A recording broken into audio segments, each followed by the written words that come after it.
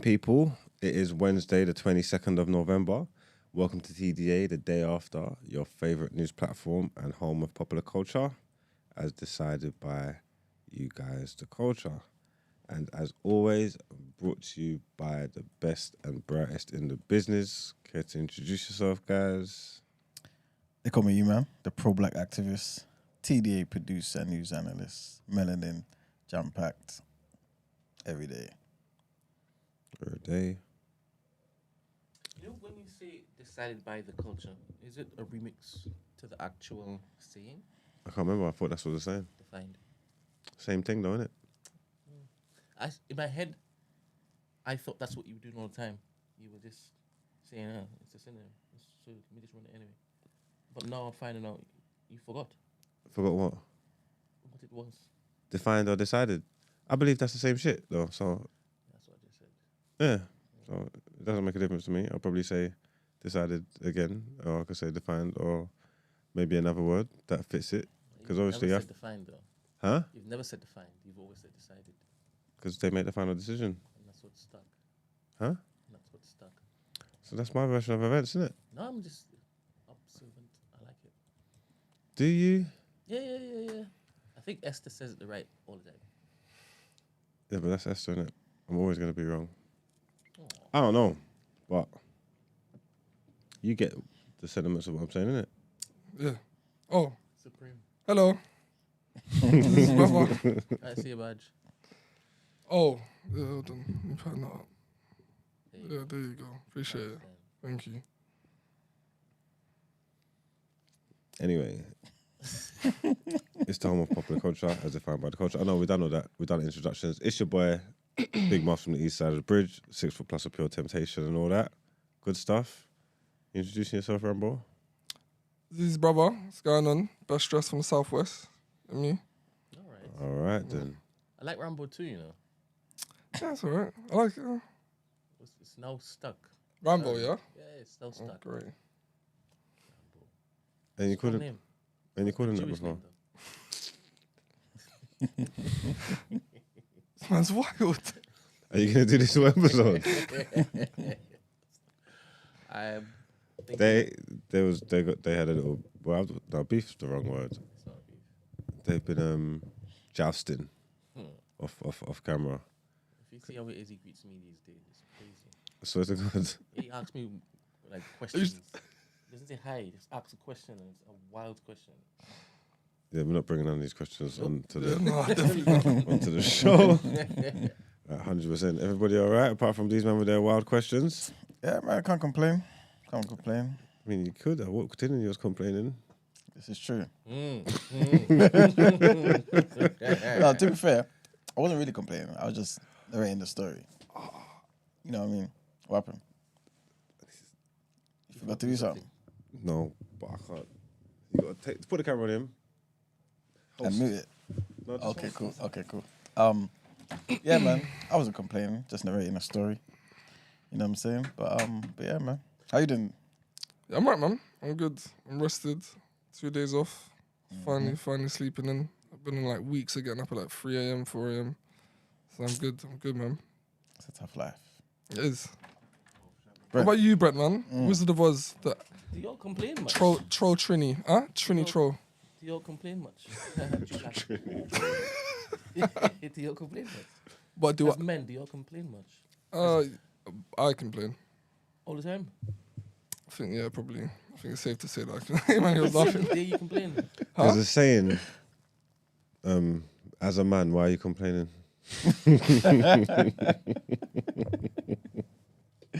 Why is it important to complain every single day? No, don't say that.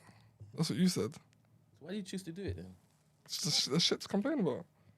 Some of us have problems, and when I'm in the confines of my own home, I chat shit about it and then I move on. Oh, you only complain about it in front of your wife. Nah, I complain about it from everyone that knows me. So it's not just in your house. I think I'm like Everywhere a you glass go, you half full kind of guy. Really? Yeah. You mean half empty? Glass half full, half empty. It's not the same thing. Whatever the negative version of it, that's me. Empty. Half empty, yeah. Yeah, half empty. Right. You must be a bag of fun. I am actually. At work. Extreme fun. No, at work, no. I don't like anyone at work. You don't complain much at all, man. Yeah, problem solver. it's not productive. You know what I mean? Yeah, it's not productive at all. Yo, do you think I complain a lot, or do I just stand on? What's that thing you said? Stand on business. Yeah. What do you think, man? Because you know me. What do you say if it was live? Hey, yo. What the hell? No, listen. What do you think, man? Ooh, let me think. And do I look for things to complain about, or does it happen to me? It's a tough one. You know what the thing is? I feel like maybe, of course, majority of the time, it definitely happens to you. But I think, like most things in life, it's how you kind of respond to it. Okay. That could turn it into a complaint. Okay. 'Cause you can kind of make a decision that diffuses it completely. Okay. You know what I'm saying? Do I do that? No, no, okay. not at all. No, not all the time. Not at all. No, because you like obviously fighting, innit? You know what I'm saying? Which is a good thing. I have no recollection of that, man. I have no recollection of that. Yeah, figuratively, you know what I mean? But, you know, it's a good thing. Every now and again, it's necessary. You know what I'm saying? So, yeah. For the most part, most people make me sick. That's just me. The general populace make me sick. And I feel like what's happening around the world is evident of that. The way people vote is evident of that. The way the government's running is evident of that. You only see a few people that you can really trust and fuck with wholeheartedly. And I find that depressing.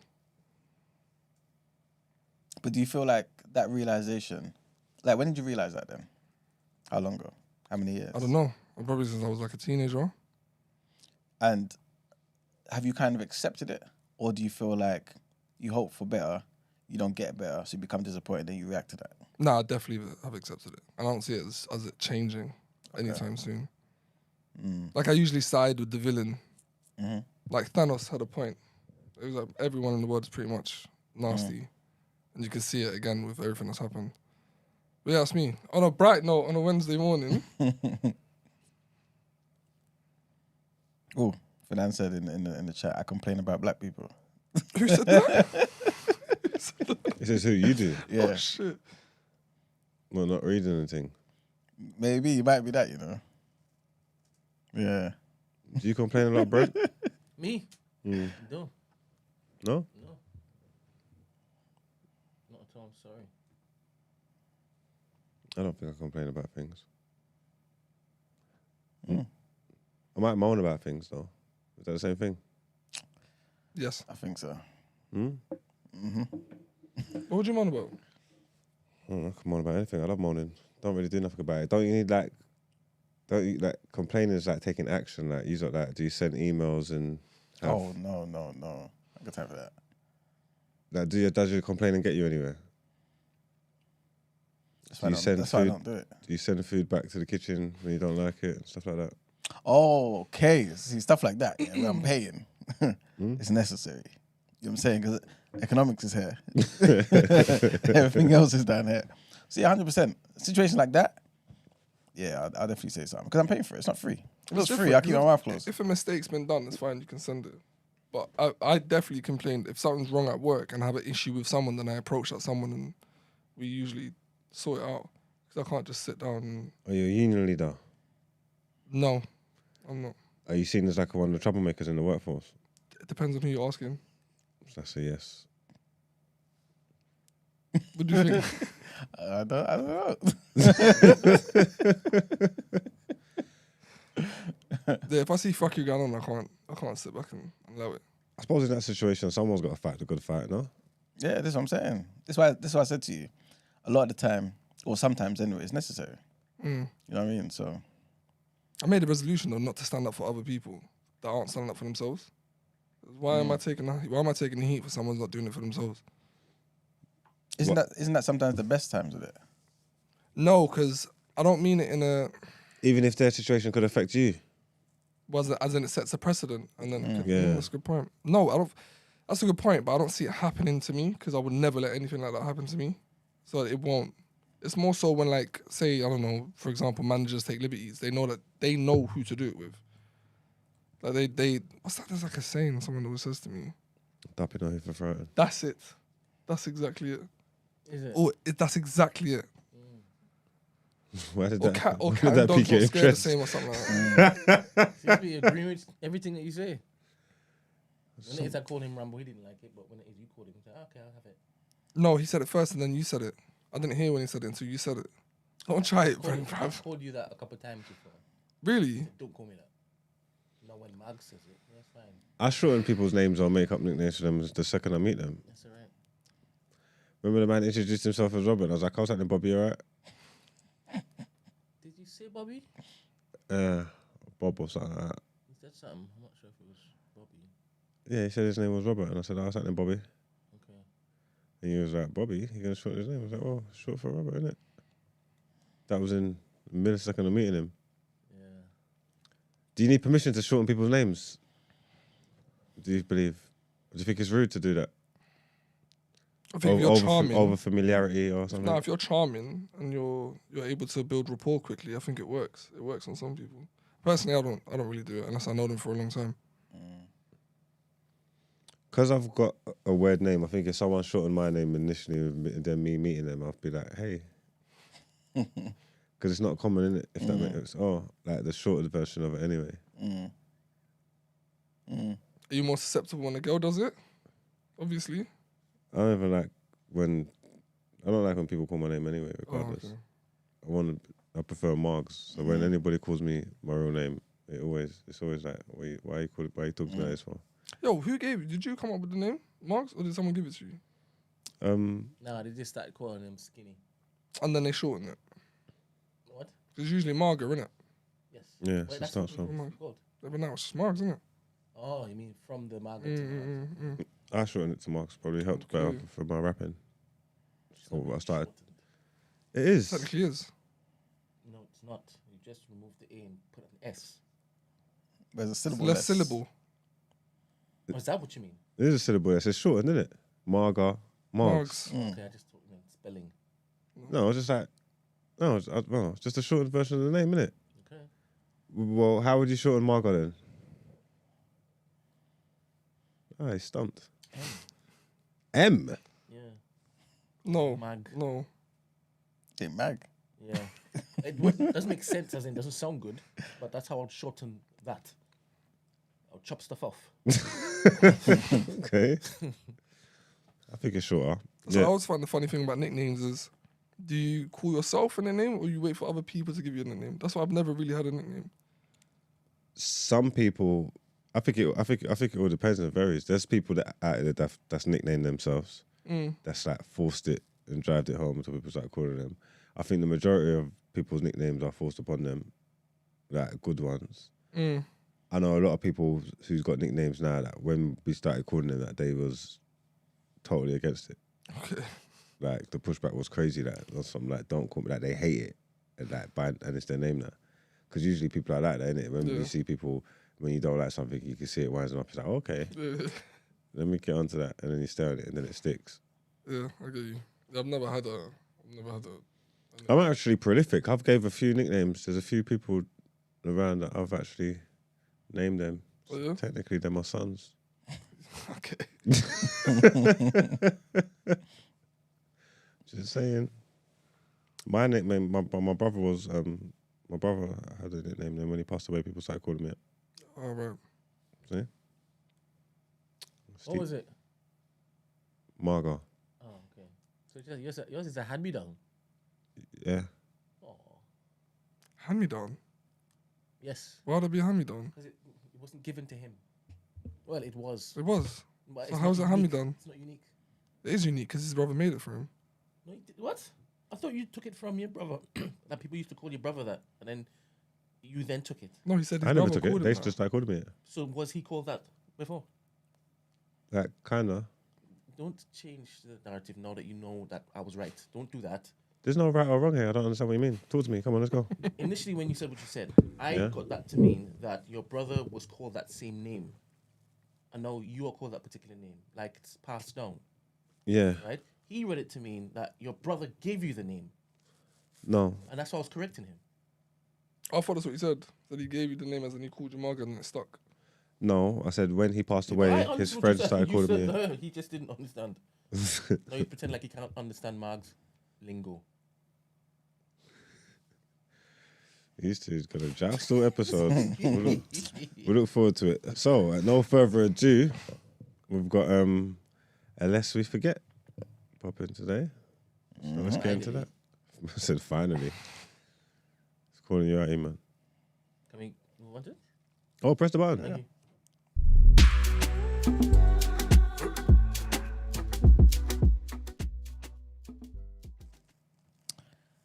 All right, people. So, as Mark said, lest we forget. Today's country is the powerful, beautiful country of Senegal, right? And we're going to go through some interesting facts. So the first thing is, it's home to a tiny car-free island made from seashells. The island's made from seashells. Yeah. So, again, I may butcher their names, so people, please forgive me. Did you say car free? Sorry. Yeah. Okay. So, Joal Fadiouf, right, is an entire island built, from millions of clamshells accumulated over generations. I mean, have you got any pictures, Brent? Because kind of like... Is it, what do you call the island? Joal, Joal Goal. dash Fadiouth.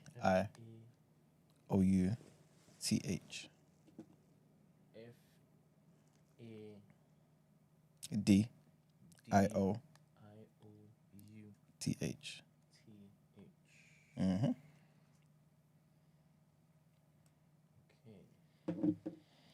So yeah, it's an entire island built from millions of clamshells that have accumulated over generations, yeah. There you go.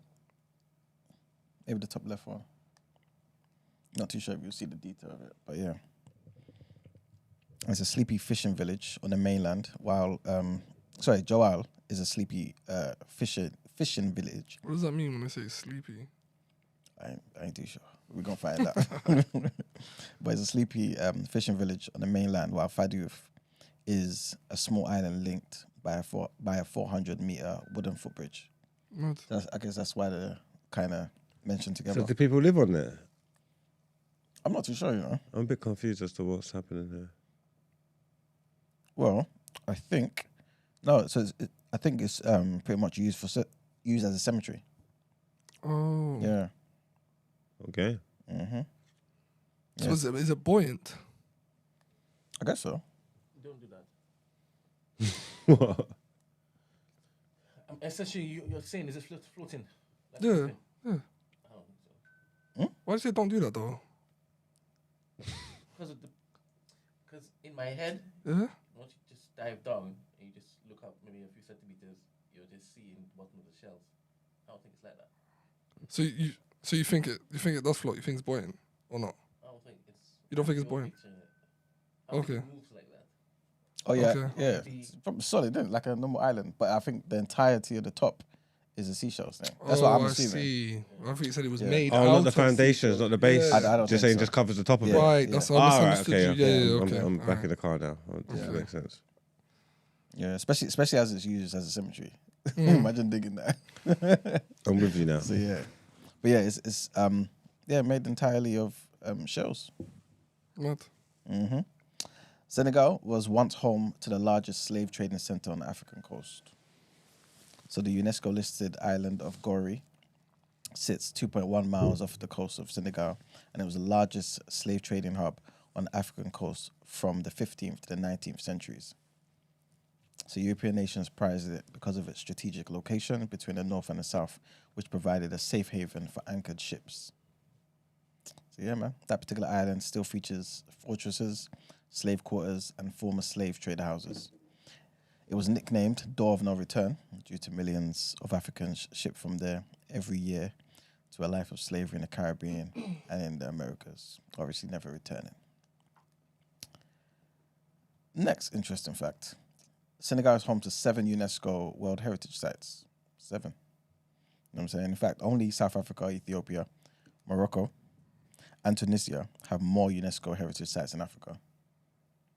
So yeah, the 7 UNESCO World Heritage Sites are Gori Island, the Stone Circles of Senegambia, Nyokolo Kobo National Park, Salum Delta, Basari country, pardon me, St. Louis Island, and Juge National Bird Sanctuary. In fact, Senegal is a twitcher's paradise. Apparently, it's got 700 species.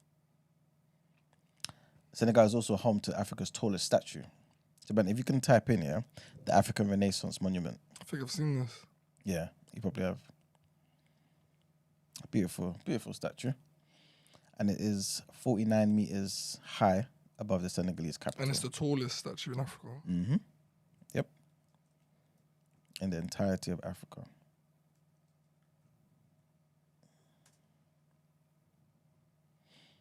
So it was actually designed by a Senegalese architect as well. Icon Renaissance? African Renaissance Monument. A Senegalese architect designed the statue, but a North Korean construction company built it. And they did it for $27 million. Yes, that's what I saw. That's Yeah, the that's one, mad. yeah.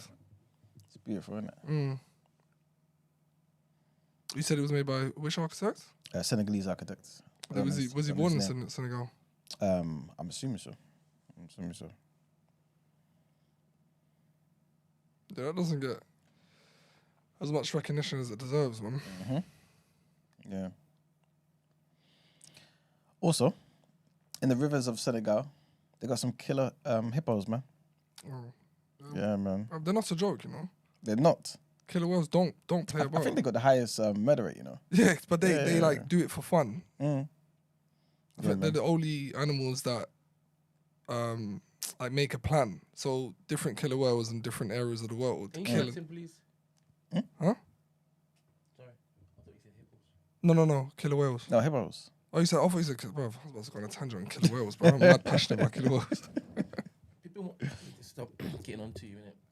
And I think I will. So I will let you just sit wrong. Thank you. I appreciate it. Yeah, killer hippos. Yeah, they mauled 25 fishermen to death in the past decade, as well as injuring many, many more. But yeah, man, villagers in that particular area, in the waters of Gulumbu, right, that particular area in eastern Senegal, the villagers and giant-jawed mammals live together peacefully for years, right? And culling them is actually illegal, since they're actually a protected species as well. But apparently they are destroying the local fishing industry. Also, did you know, Senegal, is home to a sensational surfing scene. They be surfing in Senegal, you know? Yeah? Yeah. Yeah, man. They're enjoying life over there, man. And doing some amazing, I don't even know what the things are What called. the waves? No, what's the stuff you would do on the waves? Surf. Nah, man, like the acrobatics part of it. I don't know about that. I thought it was just surf. That's what I'm saying. I don't know either. Yeah, you know a lot. Surfing sounded about right, no? No, that's what I thought. but it should be like it's kind of like in gymnastics. Yeah, you've got like somersaults and I stuff. think Like it's just that. you're on somersault on a surfboard, isn't it? You just surf. Yeah, but what's the equivalent? Like, what do they do when they're surfing? Don't say surfing. Don't say surfing. No idea what you're talking about. They must have like certain moves, innit? No, I think they literally just surf. Usually they're looking for the biggest wave. Yeah, I think there is moves though. Has to be, man. It's a competition. These things. Yeah, but it's competition to see who can. Yeah, we have to do certain things to Just be crowned the best surfer. It just speaks to our ignorance of surfing. This is it, man. I know quite a few Senegalese people as well. Really, really good people. Is there a large Muslim majority there? Yes, Yeah. yes, 100%. And Senegal is home to a pink lake. Yes. Yes, but if you can type in Lac Rose, LAC -Rose. Is that the salty lake? Yes. That's a lake with the highest concentration of salt, right? Yeah.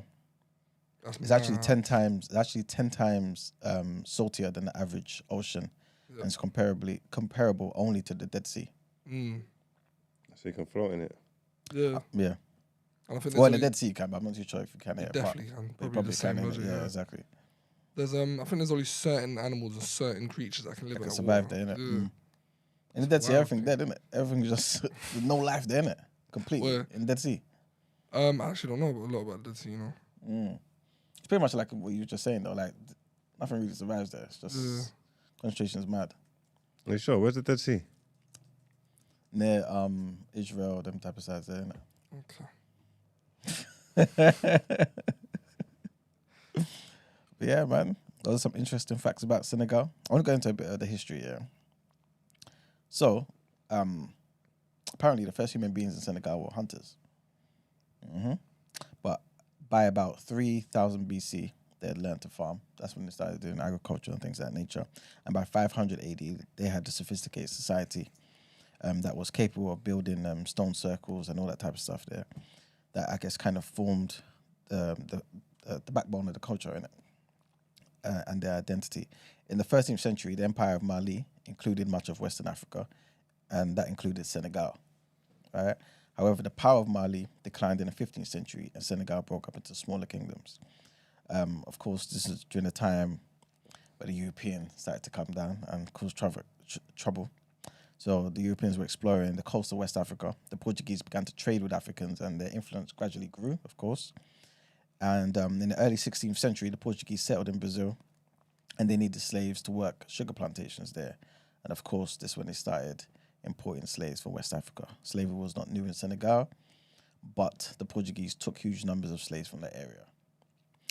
Hence, us talking about the island of Gori and how prolific it was in terms of its role and whatnot. In the later 16th century, the English joined the slave trade, and in the early 17th century, so did the Dutch and so did the French. The Dutch established a trading station on the island of Gori in 1617. The French established a trading station in 1639, and in 1677, they took over the island of Gori from the Dutch. During the 18th century, the slave trade flourished. We all know about that. Europeans persuaded Africans from the coast to attack neighboring tribes. The same old stuff you see today. There are different techniques to colonize and taking over a particular people. In the 19th century, after slave trade was banned, the British became the ruling power over the River Gambia, but the French advanced inland along the River Senegal. And in 1884, 1885, which is the Scramble for Africa period, the Europeans divided up Africa, and France was confirmed as the colonial power in Senegal. Hence them speaking French and all that type of stuff, right? In the early 20th century, Senegal was a prosperous colony, and they were exporting granules. I'm saying it like I'm back home, granules, right? However, in the 1950s, demands for independence grew in Senegal. Of course, they became independent on the 20th of June, 1960. At first, Senegal was joined with Mali, but the union was short-lived. Senegal became a separate nation in August of that same year, 1960, 20th of August, 1960. And today, Senegal's economy is growing rapidly, man. Senegal has great potential for tourism. So a lot of people go to Senegal now, man. And as you can see, it's a beautiful place with a strong history. Let's get onto some notable dishes. So, but this one, I'm going to have to, I ain't got no chance of pronouncing this one. THIEBOUDIENE. THIB. BOUDIENE. Okay.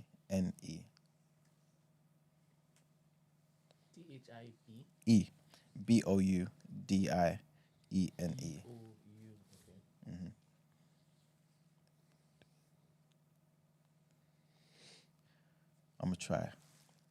Thieboudienne. And this is the national dish of Senegal. So it's made up of rice cooked with tomato sauce and nokos, which is a mixture of spices and herbs such as parsley and loads of garlic and stuff, right? The rice is served with fish and many different vegetables simmered in tomato sauce, which is then used to cook the rice. But yeah, very colourful, man. Rich.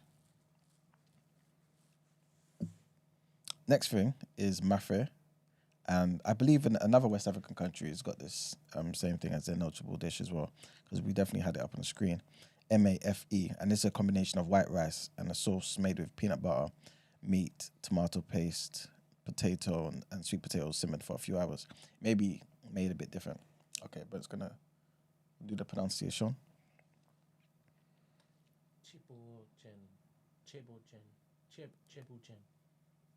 Shebujen. Okay, Shebujen. Interesting.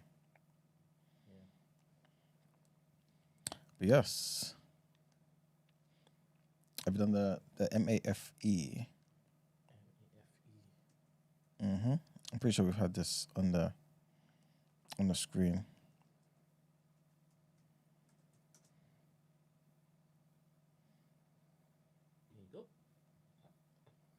There you go. Okay. Yeah. This is another traditional Senegalese dish, and this is pronounced it's spelled Dakhine.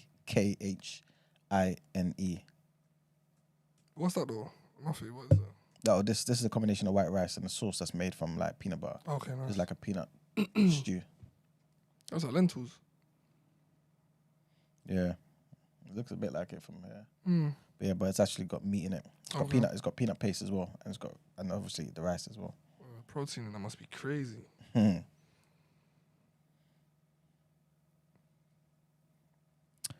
There is something else that I wanna share with you, and this is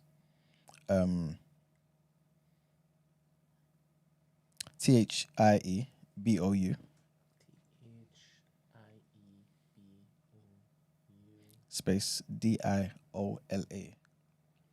Thibaut Diola.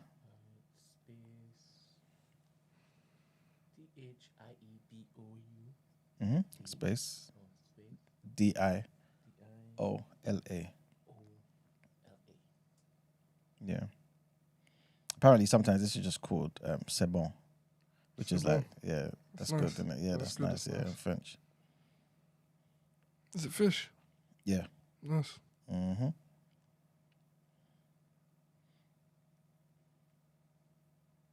And they've got something called candia. So soup candia, and this is like okra and palm oil sauce as well. And okra is candia and Wolof. And this candia soup, like I said, it's a stew of okra, palm oil, and then I guess sometimes they put in like prawns and stuff like that on top, or I guess mixed in, yeah. And they have it with rice as well, man.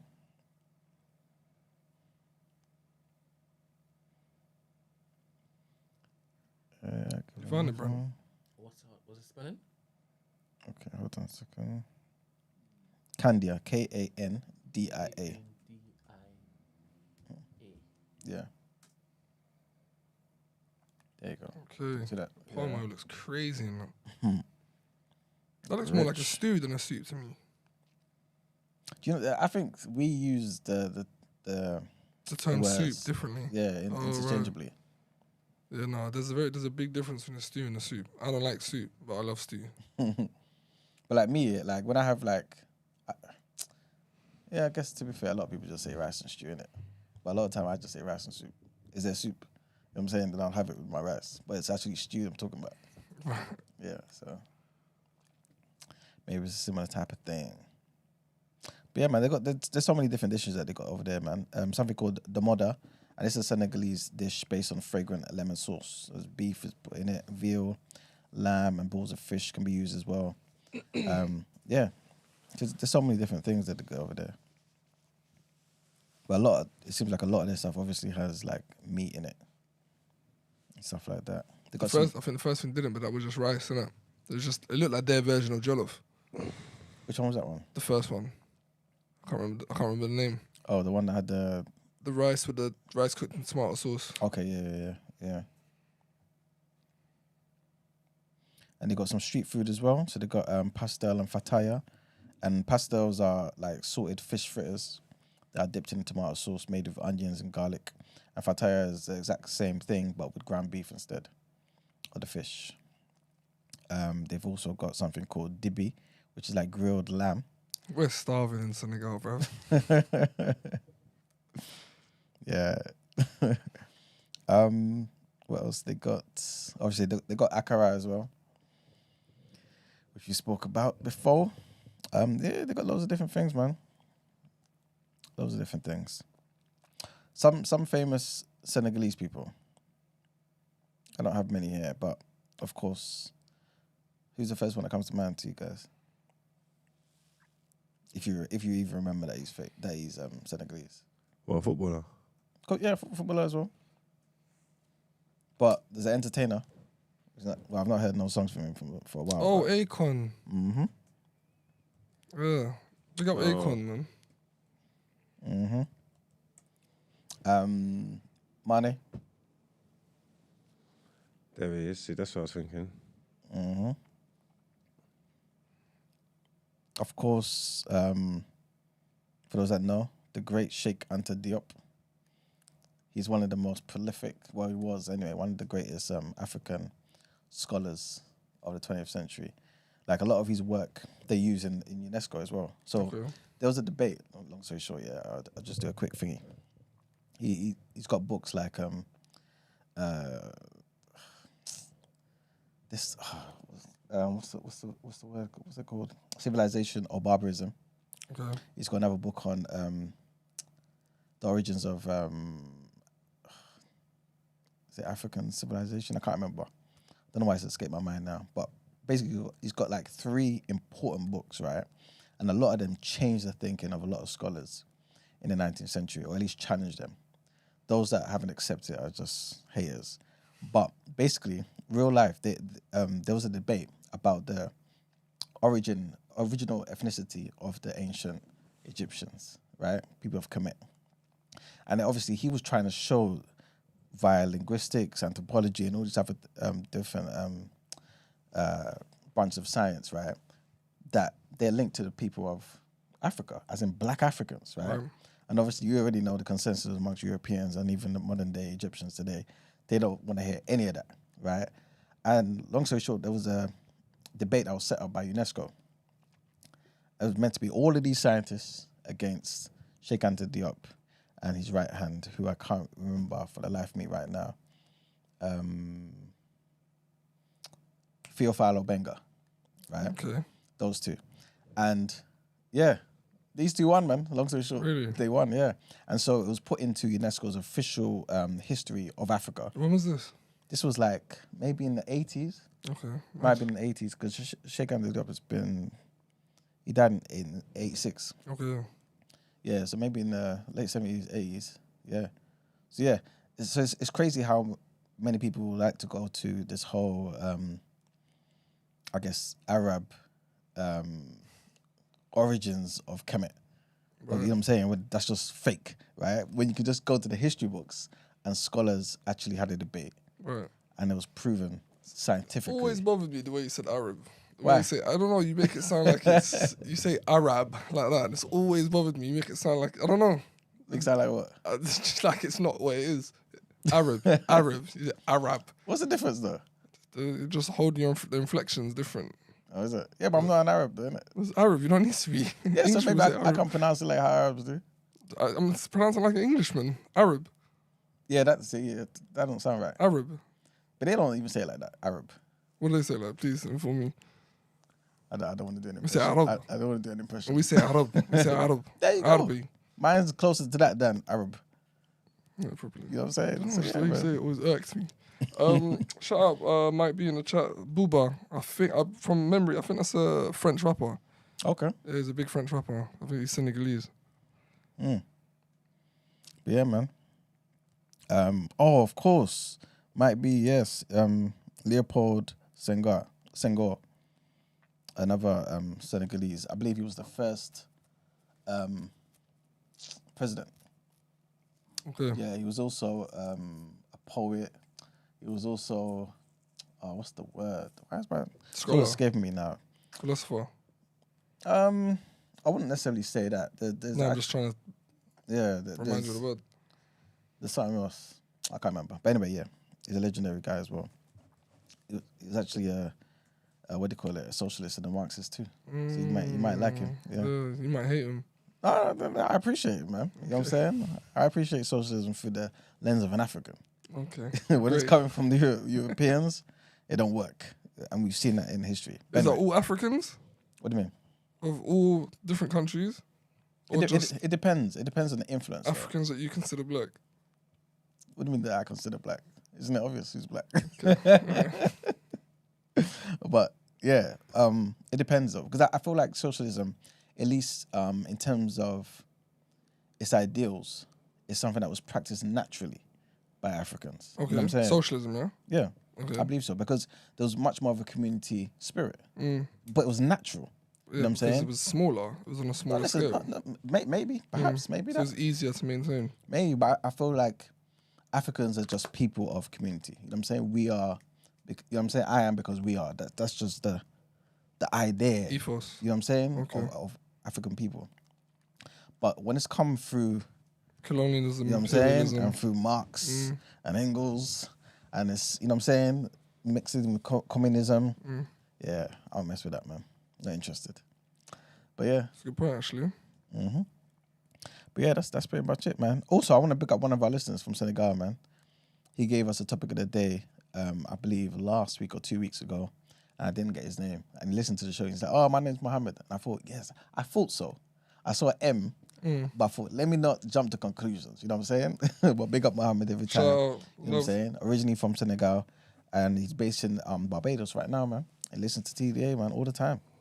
He's been supporting you, Brent, as well, man. Listen to Free Shots, No Behavior, Yes After 7. Everyone that comes through the studio, shout out to you know what I'm Mohammed. saying? So big up Mohammed every time, man.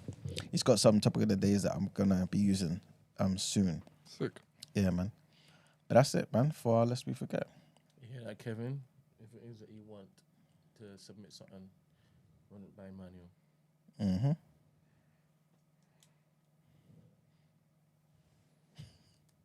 Marks. Are you done? Fucking hell. All right, let's get into our headlines.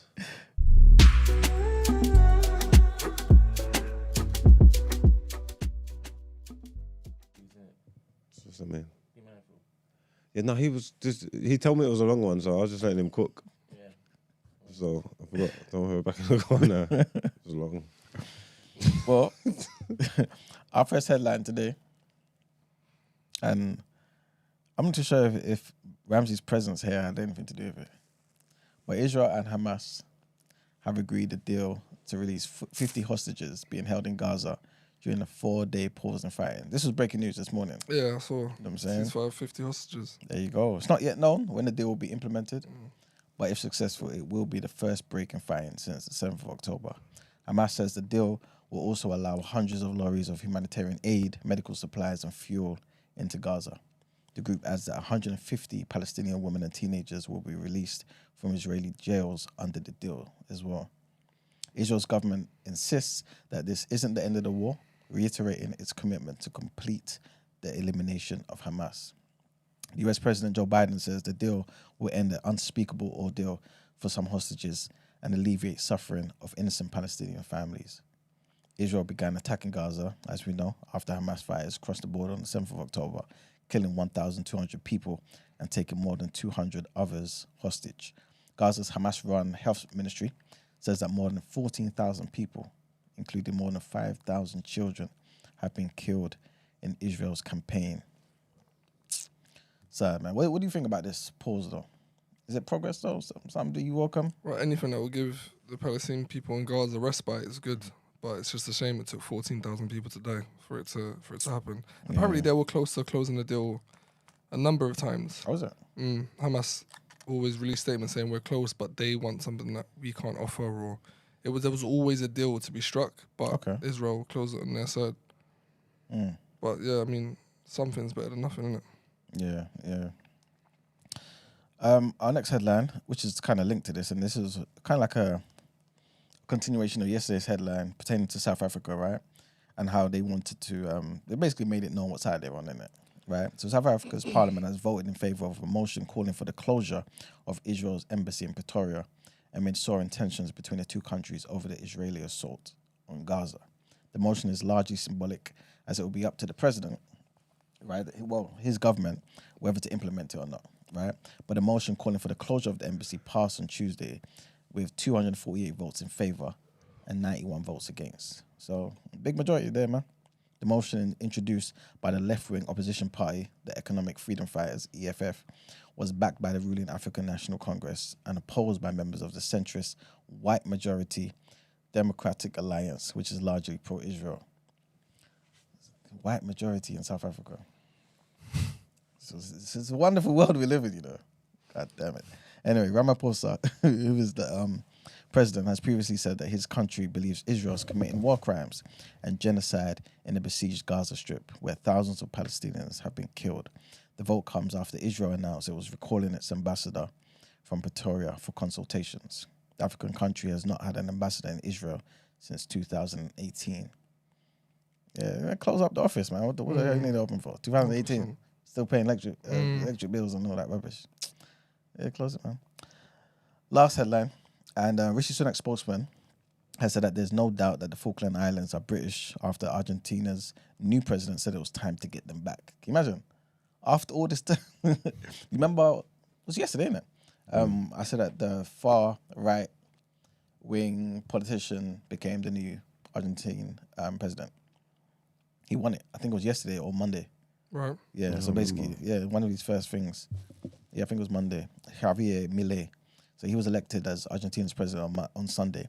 And he said that Buenos Aires has non-negotiable sovereignty over the islands, and he vowed to get the islands back through diplomatic channels. Been a few days there, this is what he's talking about. Anyway, Argentina has long claimed sovereignty over the islands, which is a British overseas territory in the southwest of the Atlantic Ocean. The two countries fought a war over the issue after the Argentine forces invaded the islands in 1982. So this was during the tenure of Thatcher, and obviously the Brits won and whatnot. So the Falklands, known in Argentina as the Malvinas, are about 8,000 miles from the UK and about 300 miles from Argentina. And in a 2013 referendum, the people of the Falkland Islands voted 99.8% in favour of remaining a UK overseas territory. 99.8%. Quick question, yeah? How would you guys feel if you're the president of Argentina, for example, and you believe this island belongs to you? It's only 300 miles away from you. There's another power that's 8,000 miles away that's claiming this island, but everyone on the island says they want to be part of that country 8,000 miles away. Would you care? Or would you say, no, it's still part of us? I don't care what people's opinion is. Well, they had a war for it and they lost. This is true. So if he wants it back, he's got to win the war. This is true. So anything he's doing, he's just moaning and bitching, he's just chatting shit, because regardless of what his thoughts are, they fought for it. Until the victor goes the spoils, isn't it? So if he really wants it back, him trying to take the cop out, talk about I'm going to get it back through diplomatic channels, this is just being rude. Yeah, no He needs to go put boots on the ground and take back his island if he wants it. And if not, it's Britain's. Plus what's killing him is that the people that inhabit the island are happy with the UK setup. That's what I'm saying. So it's at what cost? 8%. At what cost does he want it back? At the death of the civilians that are living there? Doesn't make sense. It just sounds like something he wants to do because he wants to do it. I mean, if it's 300 miles away compared to 8,000, if you took that historically or whatever it may be, even with the geography thing, it's more likely more theirs than it is Britain's. Definitely.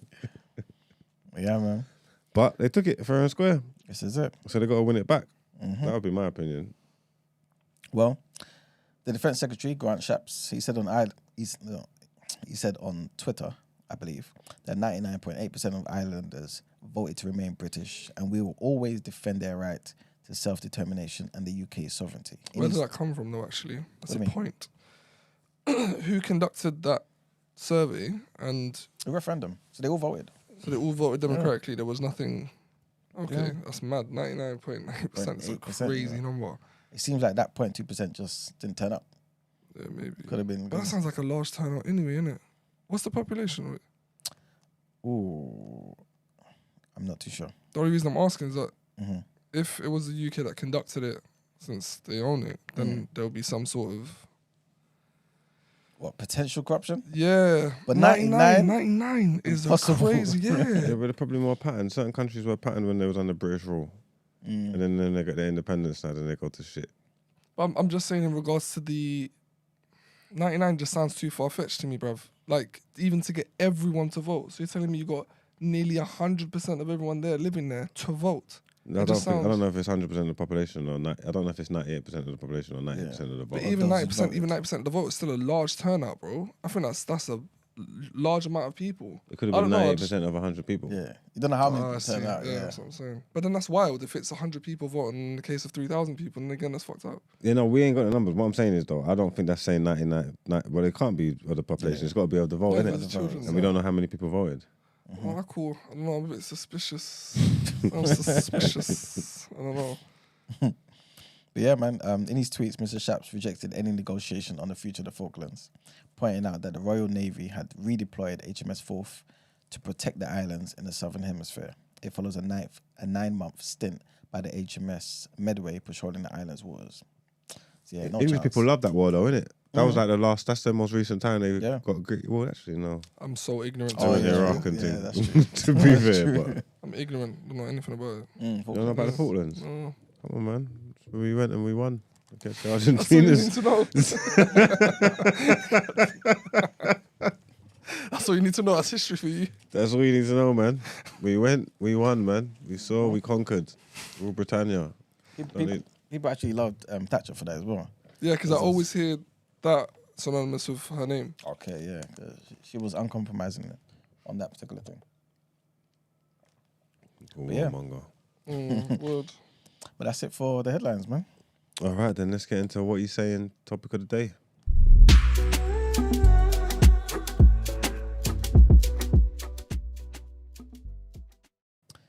All right, people. So, our beloved Esther obviously gave us an update on the situation around Lady Lashur and everything, right? But she had an interview recently, right?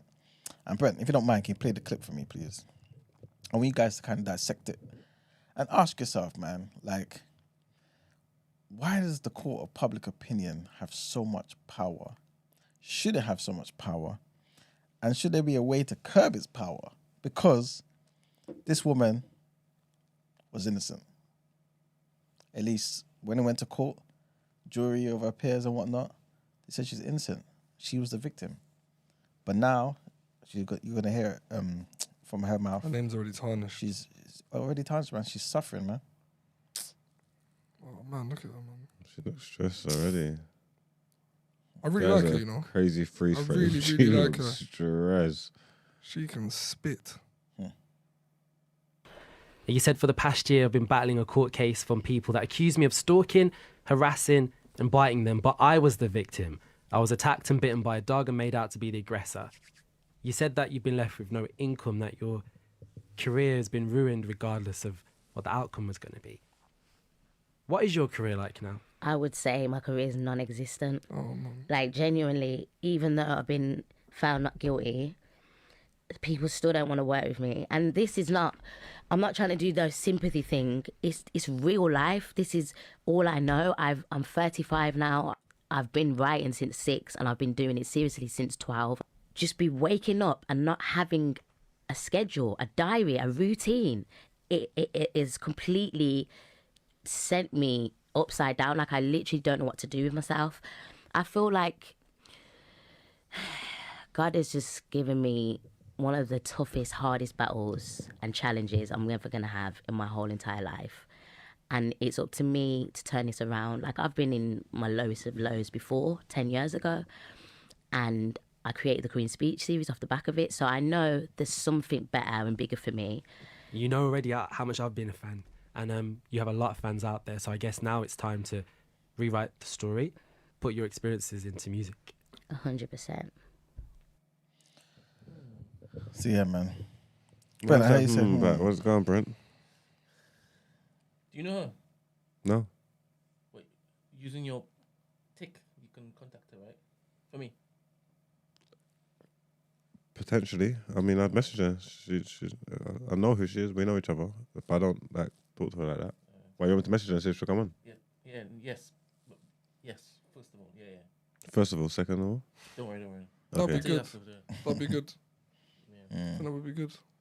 I used to see her roll one man deep, like all the time when I used to work in Shepherd's Bush and stuff. Like she can spit, and it's a shame that she's gone down this bad. Like I feel like give it some time, she'll be able to come back up. Like, everyone loves the underdog story, innit? Yeah, but they don't like an abuser. You know what I'm saying? She's not. No, she's 100% not. But she's been tarnished with that. You know what I'm saying? Because people will still walk away thinking, there must be truth to the story. Well, they was What? probably What's that- matching each other up, innit? No, but we don't know any of that though, right? But Right, it and was, in court, it was gal and gal fighting, innit? So no, but it could have been her chances just are, arguing, talking verbally, and the other one got excited. She got bit by a dog. You know what I'm saying? Like the other one was just doing all types of nonsense, man. You know what I'm saying? So remind us what happened.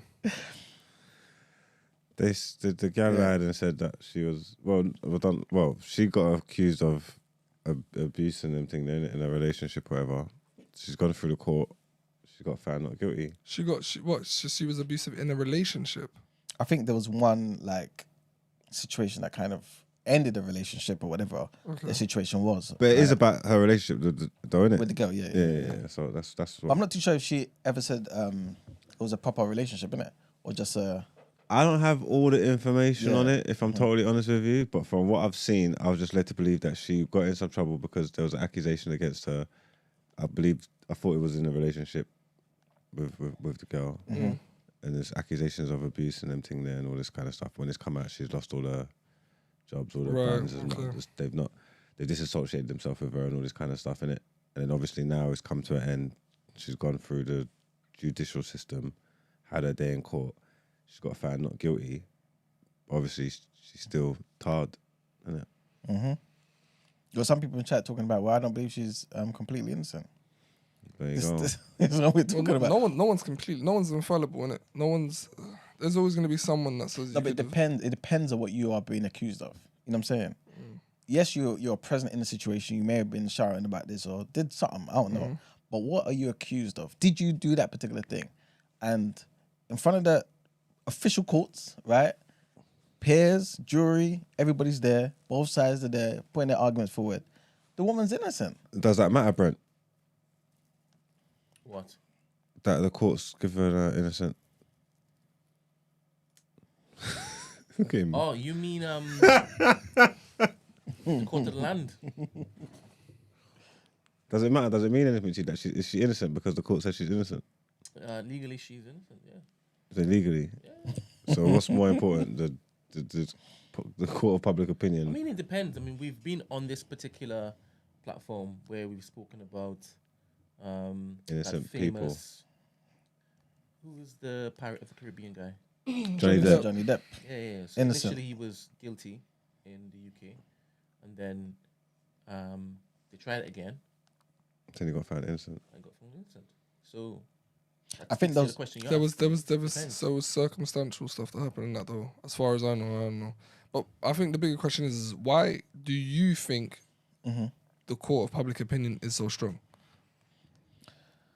I think there's probably loads of different reasons, but I think people. I may sound insensitive here, but I think a lot of the time people like exciting stories. They like the gossip, and gossip is powerful, right? It's almost like it just once it catches steam, it just increases in its. You know what I'm saying? Just amplify it from person to person to person.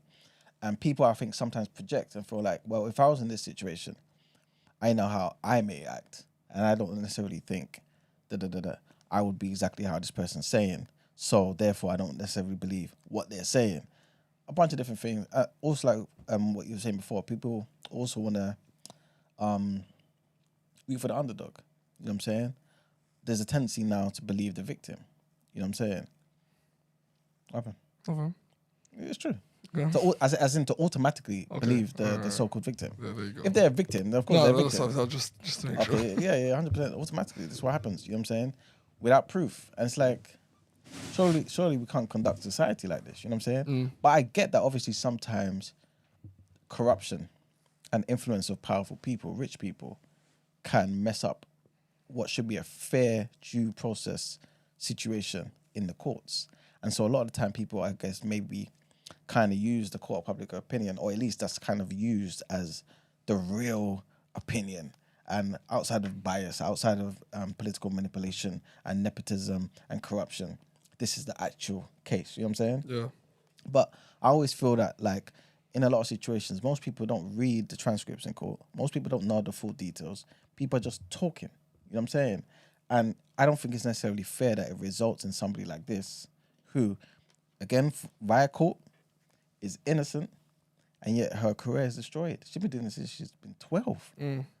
What is that?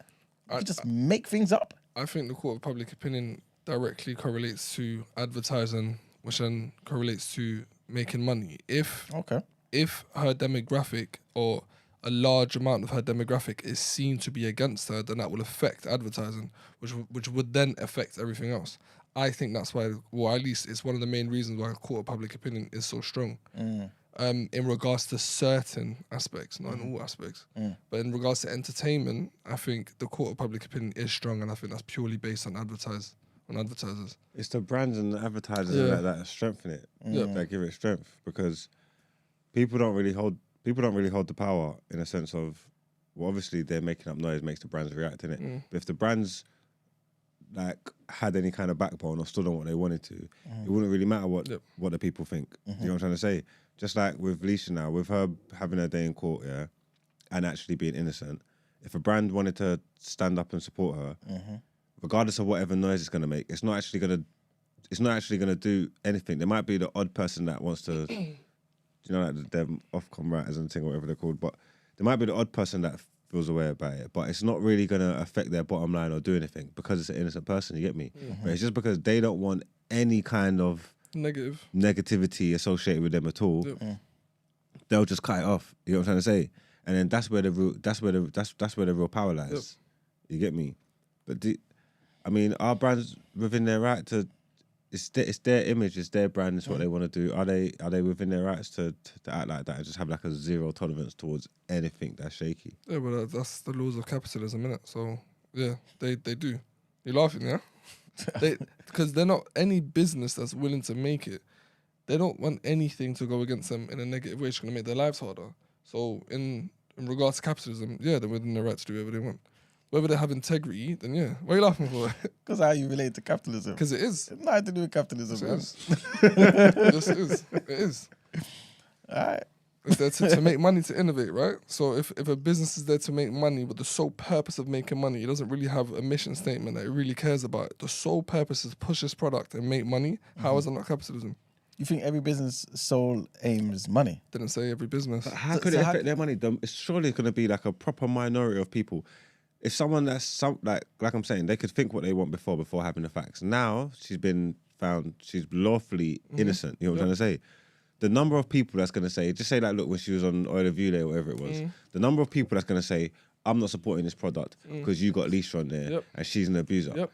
The amount of people that, but she's lawfully not in it.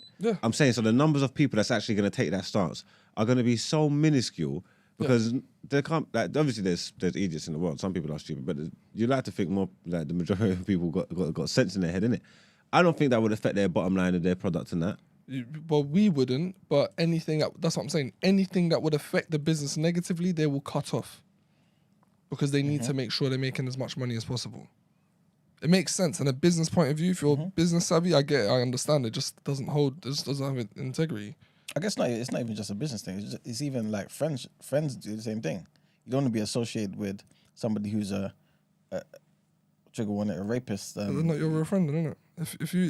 If my friend got accused of something, I'm not going to immediately drop him. No, I'm talking about if it was real.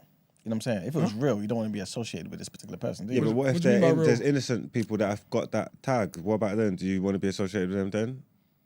If they're innocent? Yeah. I don't mind that. They're innocent. No, but you know the innocent is your friend and you're prior to the thing, but the public opinion of them is they are what they are. No, I'm basically saying, like, if the person was guilty, and they're your friend, you may not want to be associated with them. That's very different to what we're saying now, though. No, what I'm trying to say is that particular charge is that grave a charge. You know what I'm saying? Yeah. So with this particular brand, for example, remember, they're not the judicial system. No. They just care about how it's perceived, innit? Like you're saying. And they're thinking about, how does it look if I am now associated with a person who is potentially a serial rapist, for example? You know what I'm saying? Yeah, but so they're just thinking, let me just separate for now. But the problem is they never go back if the person's innocent. Sometimes they go back when the person's guilty. Chris Brown's living it up. Is there any... Well... was gonna say, has there been any like redemption Chris Brown. songs? Huh? Chris Brown. He suffered though, man. No, But I I feel said like he's still- that's not what I'm saying. He said redemption. Not that doesn't negate the fact that he may have suffered but he still come back. No, So well, that's I definitely was a going to redemption correct myself story. and say, like, I feel like he's still suffering. No. You don't think so? No. I'm pretty sure he is. No, I'm pretty he's sure still- even this year we're talking about how he still gets certain things happening to him. He will always have that following because he was guilty, right? So he had the worst of the worst. He done something horrible. I still think he's horrible. But he was able to bounce back from it. But he's still getting brand deals. He's still getting co-signs. He's still getting one of the biggest podcasters. Why do you think that is, though? Do you know. think it's more so because maybe people believe there's more to the story, right? And it's like he wasn't there just arguing with himself, right? Or No, do you feel like it's because we just like his music? He's that good. In most circumstances, I think biting a woman, there is no circumstance in which you need to bite a woman. There's minimal circumstances. Let me in add which a you need to third. do Let that. me add a third. Go Do on. you think it's also because people don't know the details of what happened? I did not know he bit anybody till right now. Yeah, well, Allegedly. from what I remember, he bit her. He squeezed his nuts or something. That's not what I said.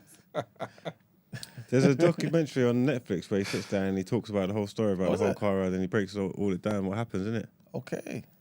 Who breaks it down? Chris Brown. Oh, does he? Yeah. Okay, that's one side, I guess. I'll listen to it, but if he says I bit her, then that's where I feel like I can't remember exactly what he done, but he talks about the whole thing. He talks about the whole like everything, just everything that happened in it. I remember watching that years ago. Yeah, It's just an argument between man and gal, innit? And yeah, just- it was until he I mean, beat the shit out of her. I don't know if it was like a fight, though, innit? See, this is what I was going to say to you, though. You see what you just said there? Until he did da-da-da-da. There'll be a lot of people out there who say, well, the situation isn't necessarily a case of until he did something. It could have been she did hit him first, slapped him first, did whatever. Right. Then he reacted. And there's a lot of people out there who believe, wait a minute, if you're a woman, just because you're a woman, doesn't mean you can just be hitting people. So he has the right to defend himself. That's true. So if you assess it like that, they may say, well, given that situation, since there's been no reports of him doing this before and none after, I'm assuming, right? Then this is an anomaly, and why should I not patronize his business, his music? You know what I'm saying? I think that was probably, I can't think of anything worse than that in regards to redemption. I can't think of anyone who hit lowest of the low in regards to public opinion who's come up. I think Chris Brown's probably it. Maybe R. Kelly. Did he Before go that surviving low, R. though? Kelly, I don't think he went that low, though. he had a video out of what he People done. still didn't care. Yeah, it wasn't that That's low. wild though. They never cancelled him. Oh, okay, all right. Yeah, I don't think so. Okay. That was probably too young for that anyway. Yeah, I don't. I feel like, but I still think it's advertising has a huge part to play in the power of what public opinion has in regards to entertainment. But in regards to politics, not necessarily. I don't think the power of public opinion has much sway in politics. Ooh, okay, give me an example. What do you mean? Even now, in regards to what's happening in Palestine, or the more and more people are learning about Congo, more and more people are learning about Sudan and all these other atrocities, or even a few years ago in regards to the Uyghur Muslims in China. A lot of people were marching and doing all that, and it hasn't changed anything. Public opinion doesn't change anything when it comes to the 1%ers or it comes to the politicians. And do you know why? Why? Do you know what my theory is? Sorry. You know what I'm going to say? Yeah, Capitalism. I knew you were going to say that. There's no link. Capitalism has a huge part to play in Congo, as well as the exploitation of Africa. Yeah, of course, 100%. But you feel like that's the reason why public opinion doesn't have that power there, because of capitalism? That's the shield? Because of the powerful elites, which you brought up briefly earlier. Once the powerful elites want something done, they get it done. Could it just be because public opinion, there's no power, there's no voting power? Because really, if we don't like you, when the next election comes, we can then vote. That's true. You know That's what true I'm as saying? well. But people who like to give their opinion publicly don't like to go to ballots Vote, yeah. and vote. That's true as well. So it's nonsense. You know what I'm saying? And then the person remains. Kind of goes back to what you were saying about moaning and complaining. For sure. Because some people moan, they don't vote. They don't. That's the difference. two can be true though. Of course. It's not just that. It's definitely that capitalism has a huge part to play in why all these black people are dying. Or why What, you all mean back these- home, like with these atrocities and stuff? Yeah. Oh, 100%. Of course it does. 100%. I just feel like both of these things, capitalism, socialism, they're both different ways of killing people, unfortunately. If you got the wrong people handling those particular things. Oh, yeah. That's it. Yeah. You know what I mean? But in And regards history's shown that. to backtrack on what we were saying, Yeah. the court of public opinion usually just works on entertainers. Mm. I don't think it works on anything to do with entertainment Mm-hmm. because obviously that's the core demographic. But in a weird way, so is politics as well. Is it not because entertainers rely on our money? They rely on publicity. So we can choose to cancel them. You can't cancel a politician. You have to vote him out. You know what I'm saying? Yeah, that's probably it. So, you know what I mean? Like, And it's also their core, the way they're perceived by the public directly affects their advertisers, directly affects their business. Kevin Hart yeah. just popped into my head There you when he got done caught cheating and all that. I think he was cancelled for a bit, wasn't You weren't cancelled. No. he? It depends on the definition of cancelled, but he had some negative. Yeah, he had negative. Maybe that's what I mean. Badly about him. Yeah, They've only been cancelled for cheating, have they? No, I don't think so. Can't cancel But I man for think it cheating. affected. It definitely affected his business because he got pulled away from Grammys, from what I remember. It's I because of won't that. because of Yeah. that. It's because he wouldn't apologise about Yeah, his about his gay tweets. The gay joke. Oh shit! Maybe I'm Yeah, conflating it too. wasn't that one. I think the extent of it was he did a video apologizing I remember that to video. his missus. That's funny. Why did they apologize to their missus to the world? That's what They you got to do now, embarrassed her in front of apparently. the world. Huh? Because they embarrassed her to the world. I guess so. Makes sense. I guess so. That made sense. Oh, also the specific demographic of court, the specific court of public opinion based on certain minorities are stronger than others. Oh, speak on it, man. Let me hear you. So the Kevin Hart thing when he said the thing about the gay tweet, or even recently, the baby. Oh yeah, they got him out of there. Stuff. Well, he was like, what he said was wild though. He's still out. He's still done. He's still done. He's done out. He's done out. But He's not there's coming back, you know. certain minorities, I feel like, but there's definitely ones that are more powerful than others. Most definitely. 100%. Most definitely. Some you can't even talk No, about. no, definitely not. Some are there, and they morph. They haven't got Dave Chappelle out of here though, which is I feel like he's the exception to the rule. Dave Chappelle has been killing it non-stop. Because he's that great, and because I think too much of the public love Dave Chappelle, and rightfully so. And that brings another question for me. If Lady Leisha was bigger than what she was, she would be able to bounce back from this quicker. Or liked by more people, do you think? Yeah, or whatever. If her fans are going to support her in all her endeavours, it wouldn't matter what anybody thinks. If what? Huh? If who? Her fans. Oh, if her fans. Yeah, there you go. There you go. Whether she's going to put out projects and sell them, or go and do live shows, or go and create new brands, or create her own platforms. If people's going to support her, then Does it that wouldn't make a difference. But it what limits anybody it thinks. limits her though, innit? It will limit her definitely, Yeah. but it still doesn't stop you from being self-sufficient though, and making a way. Yeah. So it might not be the same when you got It'll all be of the these same, big yeah. brands throwing all this stupid money at you and whatnot. But you can still carve a way for yourself, and people are going to support you and do what you're doing. It's messed up though. I guess it would really require a complete change of mindset and approach, though, innit? Because I guess she's now relying on going to radio stations, relying on going to this place and that place. And if all them people close their doors, it's like, how do I get myself out there again? You know what I'm saying? She has to rely on, I guess, streaming sales and It's grassroots. Let's go back to grassroots again. But it's it's tough, innit? but it must be like, I don't know, I'm not an artist, but I can imagine she's been grinding, right? For years. Was it over 12, a since decade, 12. yeah? She's been doing the been writing. freestyle, she's been dropping the YouTube, and then it just takes this one thing. I'm not minimizing it, but I'm saying one scenario to bring her back down, that must take a crazy hit on your mental. Yeah, but she's come away from. She needed that industry and the brands and all that to make something of herself, because she come away from what she does. If she just goes back to what she knows, then it'll be more of the same. When she was dropping in videos and getting millions of views and whatnot.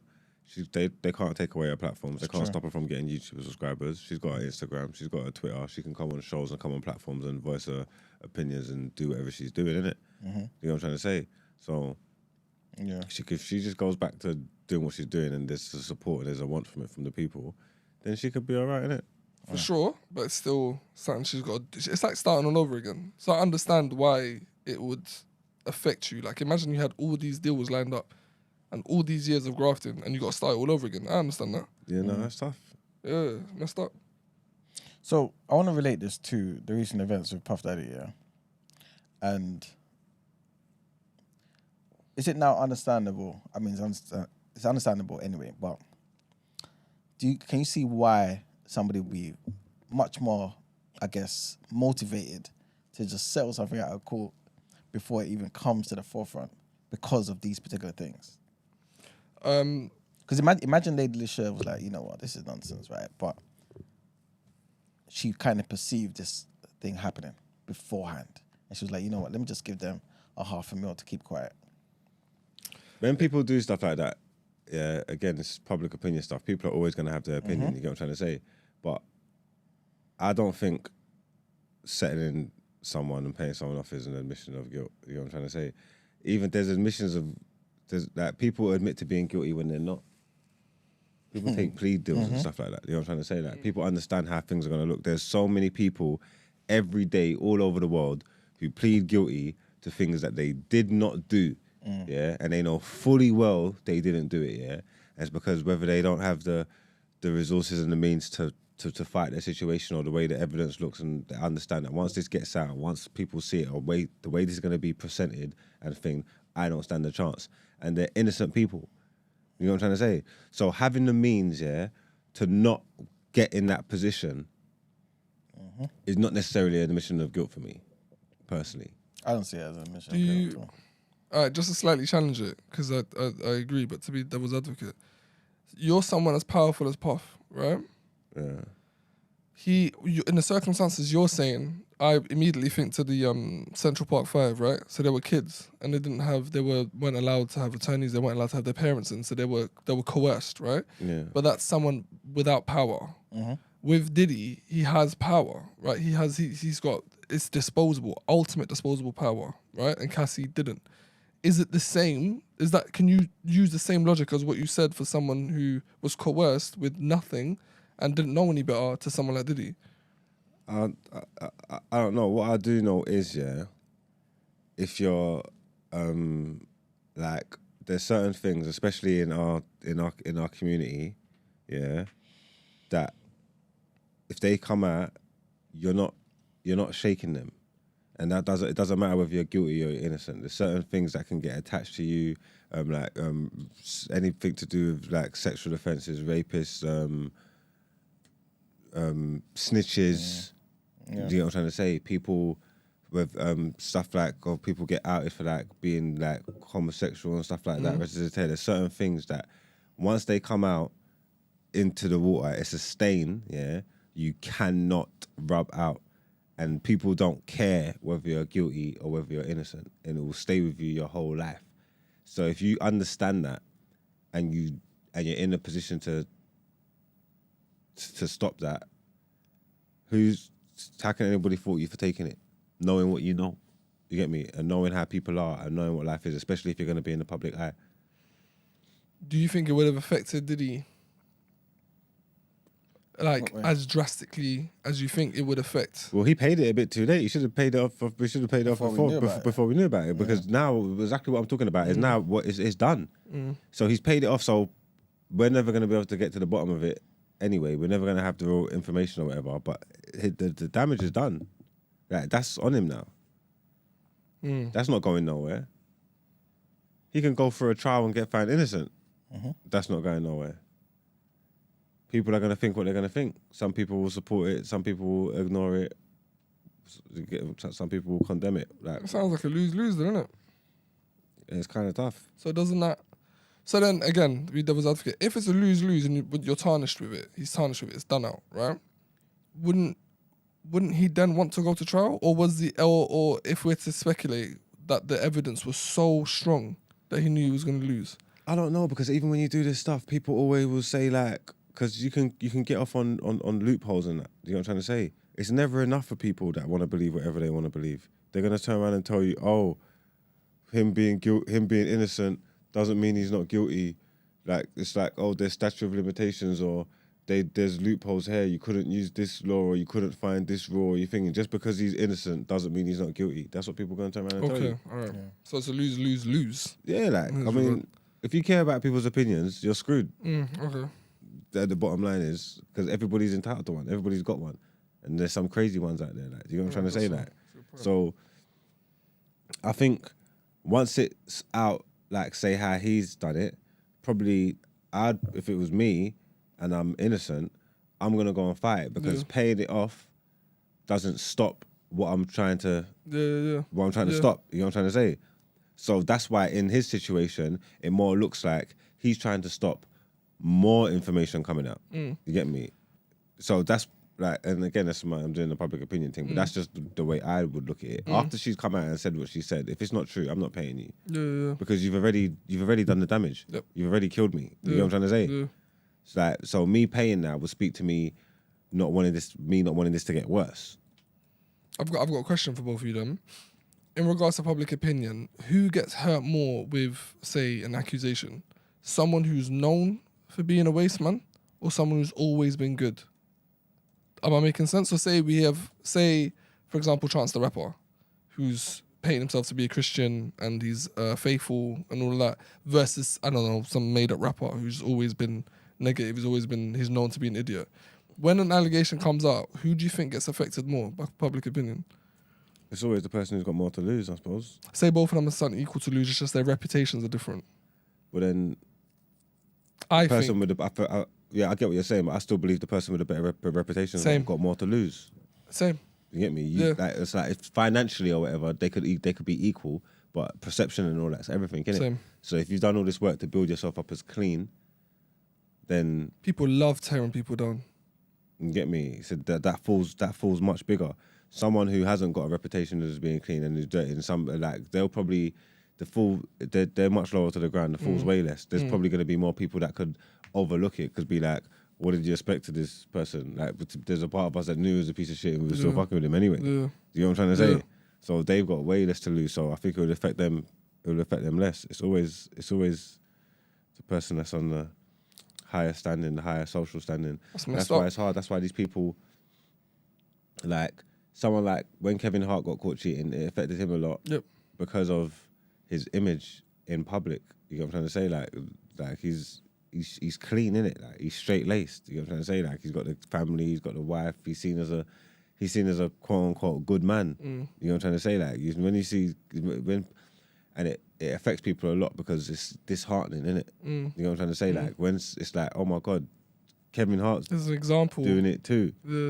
Like it's like right. So if Kevin Hart's doing it, we don't stand a chance with these normal man, because that's just one of the good ones. You get me? So that's why it always affects people hard. What are you saying? Me and you get caught cheating, I fall down. I'll completely fall down from grace, yeah? I'll you? be done out, yeah. You'd be finished. You'd be finished. I wouldn't even skip a beat. That's nasty. That's one reason why I don't like court of public opinion. It's rank. See, you don't like it when it's on you, innit? No, I said it before. It's not, because everything you said, I agree with everything Mark just said. It's nasty. No one is allowed to be human. No one's allowed to, especially someone who hasn't got caught slipping before.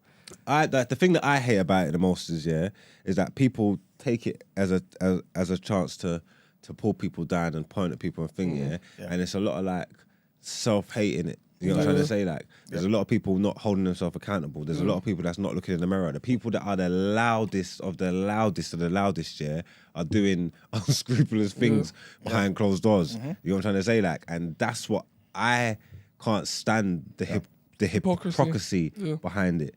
You know what I'm trying to say? So when they say that he without sin cast the first stone, no one shouldn't be throwing stones. People with glass stones, people with glass houses shouldn't be doing this stuff. You get me? But they do, and they jump on it, and it's horrible. Like, it's horrible.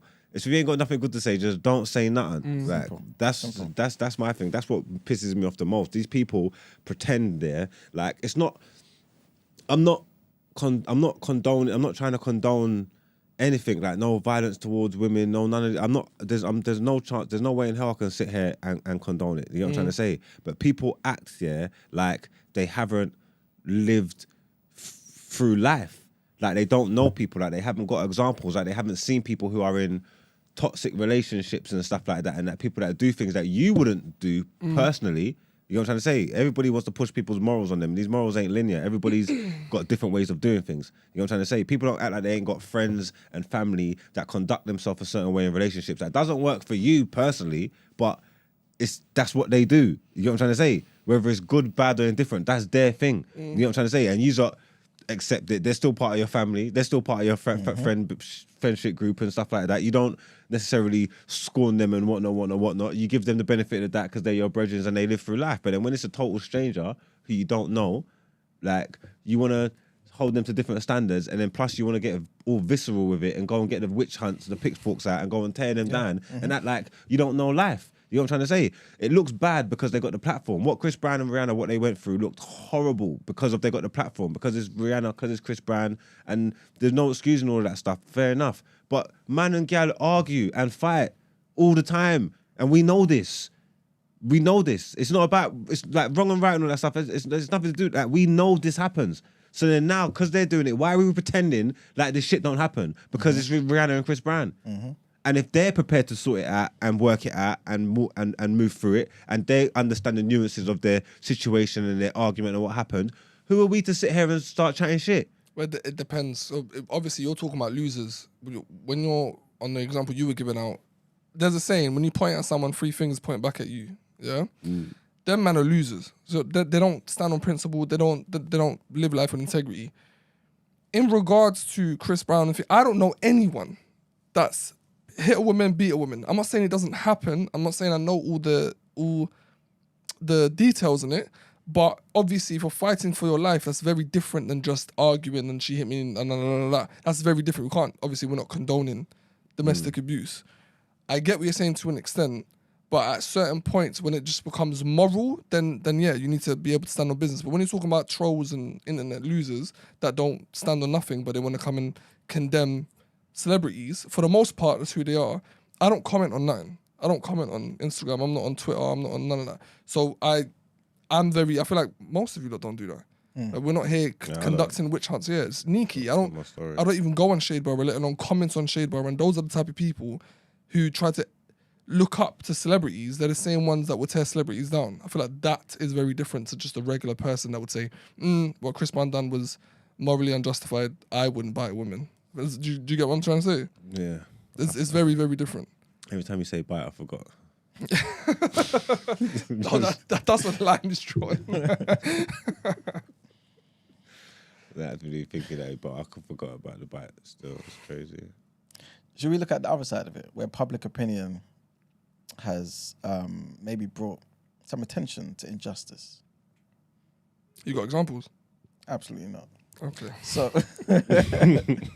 this was something put in the chat by Maggie, Okay. right? My minister Shout out Maggie. in my cabinet. Now, say again? Of course, you have examples. Yeah, We're because living I'm joking. through Yeah, of course. examples every single day. Yeah, 100%. Don't you bring that to the fore, Ramble? Sorry. Yeah, You're wearing a flipping badge currently. What? What's this talking about? Palestine. What about it? Basically, like, where people's opinions at least bring attention to certain issues that otherwise, if the public didn't know about certain things and we didn't discuss it and kind of even condemn a particular thing, right, without outside of the court system, we just wouldn't know. You know what I'm saying? And sometimes that's what's needed to be the catalyst to actually bring about change. Okay. Today we just had a breaking news. They got a little 4-day pause in the fighting, and this is probably because of all the people talking, man. You know what I'm saying? So I guess that's some of the good sides to public opinion, right? Yep. Yeah, What's your thoughts on if that? it's to do with awareness, yeah, there's definitely. But, do you think morality is an opinion? 100%. Do you think morality is opinion? Do you think what's good, what's right and wrong is always based on opinion? Yeah, 100%. Okay. People Basically love your forcing culture. morals on people. And Yeah. everybody doesn't have to have the same morals. At all. Like, I'm sorry. Like, I'm so sorry. I'll never, like, I'll die on that hill. Like, whatever your morals are your morals. Yeah. Whatever you think's right and wrong is on you. You know what I'm trying to say? Don't project that on me. I've got a different outlook on life, a different way of living, a different thing. My compass of right and wrong could be totally different to yours. That's on me. You don't have to like it. Yeah. I meant You know what I'm trying to say? I meant in regards to life and death. I didn't mean anything else. Don't worry. Yeah, just like, because I get what you're saying. You're alluding to, I don't know, just random shit that happens in like socially. But I mean, in regards to life or death, which is why I brought up Do you mean even Palestine like and Congo. When there's innocent people dying, is there really an opinion that needs to be formed on that in regards to that morality? Not necessarily, because you keep on. It seems like you harking back to the whole cheating thing. I'm not talking about that. I mean, even with people who people can justify life and death, the taking of life and whatnot. And Right. like people could still have different outlooks on it. Right, You know what I'm trying to say? Like, there's Okay. different things. Like, there's people get the loss of life can be described as so many different things depending on what lenses you're looking at it from. You know what I'm trying to say? Yeah, Like, yeah. whether you kill people, whether it's and then whether you, like someone dying and someone being murdered, is seen as two different things depending on who you done it. You know what I'm trying to say? Whether there's like revenge is almost a justification of murder, Of killing and someone, of or killing even someone. ideologies, and yeah, you're right. do you Which get is what I'm why trying to say? conflicts exist. This is why conflicts exist. So people are going to look at it. So there's some person who might say, look, that's not fair. That's you're going too far. And some person they're more ruthless and they're saying there's no limit here. You know what I'm trying to But then say? isn't Once it- you cross me, that's it. So you live how you live. I'm telling you how I live. Once you cross me, all is fair in love and war. Everything goes out the window. You know what I'm trying to say? And that's why you shouldn't play with me, because I ain't on what you's out on. You can't like. You know what I'm trying to say? That's wild. And it doesn't make it wrong or right, but it's facts. It's everybody's I different. innit? get what you're saying. yeah. I'm just saying I've never had it. I never thought about it in that way. Not in regards to what you're saying in general, but it's kind of broke down everyone's sense of morality. So people are doing stuff based on their own versions of morality, 100%. which is an interesting way to look at it, because I've always kind of seen it as innocent people dying. That's always going to be wrong. But then if you're looking at it in the eyes of a racist or Leopold or Hitler or even Churchill at certain circumstances, the loss of life doesn't really hit them the same, which is, I think, is an interesting way to look at it. Because it doesn't outweigh it. Exactly, because they can sleep at night. Some people will do things and won't be able to sleep at night. Some people's conscience weighs heavy on their heart. You know what I'm trying to say? Remember, depending on what side of the argument, a terrorist is a terrorist Freedom or a freedom fighter, fighter. yeah. It's that simple. You know what I'm saying? So the holier than thou thing, when people have these approach to certain discussions, I don't have time for it. Because the reality of life is just it's not like that. You know what I'm saying? Anyone can be defended, man. So, hold on, leave it out someone quick, yeah? Leave it out someone quick. So the thing you said about people commenting and the whole finger, you point at someone, three fingers pointing back at you, yeah? Do you think people do that in regards to someone thinking, or even someone trying to be a good person, people do that for? They don't even have to do anything negative. If someone's just saying, you know what, I don't want to do this, 'cause I think morally it's wrong. You get a lot of people that do those things. Kevin, I'm talking to you. Yeah, because no one's virtue signaling. Stop saying that. No one's virtue signaling everywhere. I'm doing stuff in my life, and that's what you're doing. Everything Marks has just said, you're doing it, Ruboy. No one is. No one is virtue signaling. I live my life the way I want to live my life. You got to live your life the way you got to live your life. You are literally everything Marks has just said. Just because someone is living their life in one way doesn't mean that you have to. People find it so hard to disagree, man. Like, do you know what I'm trying to say? Like, people find it so hard to disagree, and all they do is project themselves like onto the world, innit?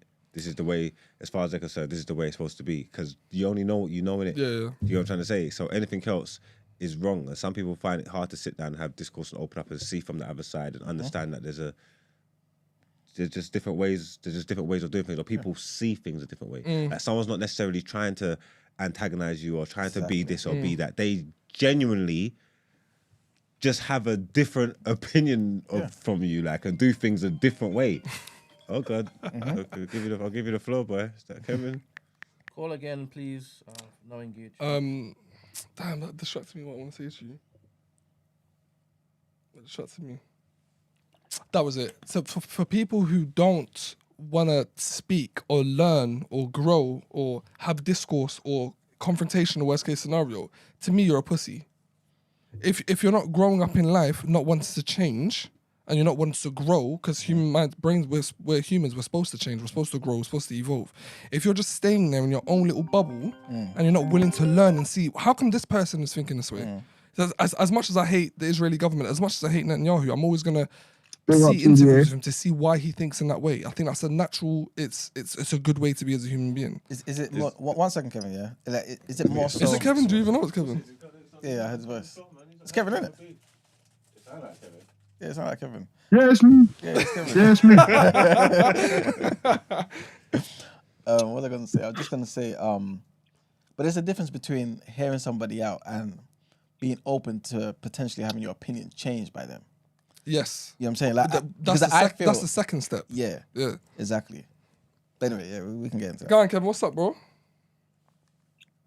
I wasn't talking to you, you know. Oh, you know what? Because I was talking to Marks, and then I just looked down and I just saw virtue signaling, and I vaguely remember you saying that before. So I was like, oh, that's one thing I remembered I didn't talk to you about before. So I was like, all right.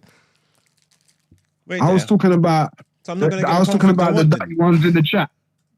Nah, you're getting a little bit. You're getting a little bit because when they released the information about Puffy, I was sitting there in the chat saying that the brother is innocent. They're trying to destroy another black man, and all them little dirty rass in the chat going, "Oh, yeah, Kevin's disgusting. You're the reason why girls are frightened to come forward and all of this." Yeah, and now none of them ain't got nothing to say. So I was just making sure that they was well addressed. So you see the thing, with Puff Kev, yeah? Yeah. Oh, damn, what was my question?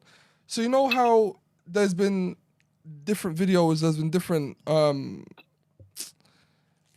he has a history of just being a waste man. Do you think that helped the court of opinion in regards to that situation? His reputation? He's gonna be looked at like that because he's always been a man of power, and most men of power make decisions that most people don't like.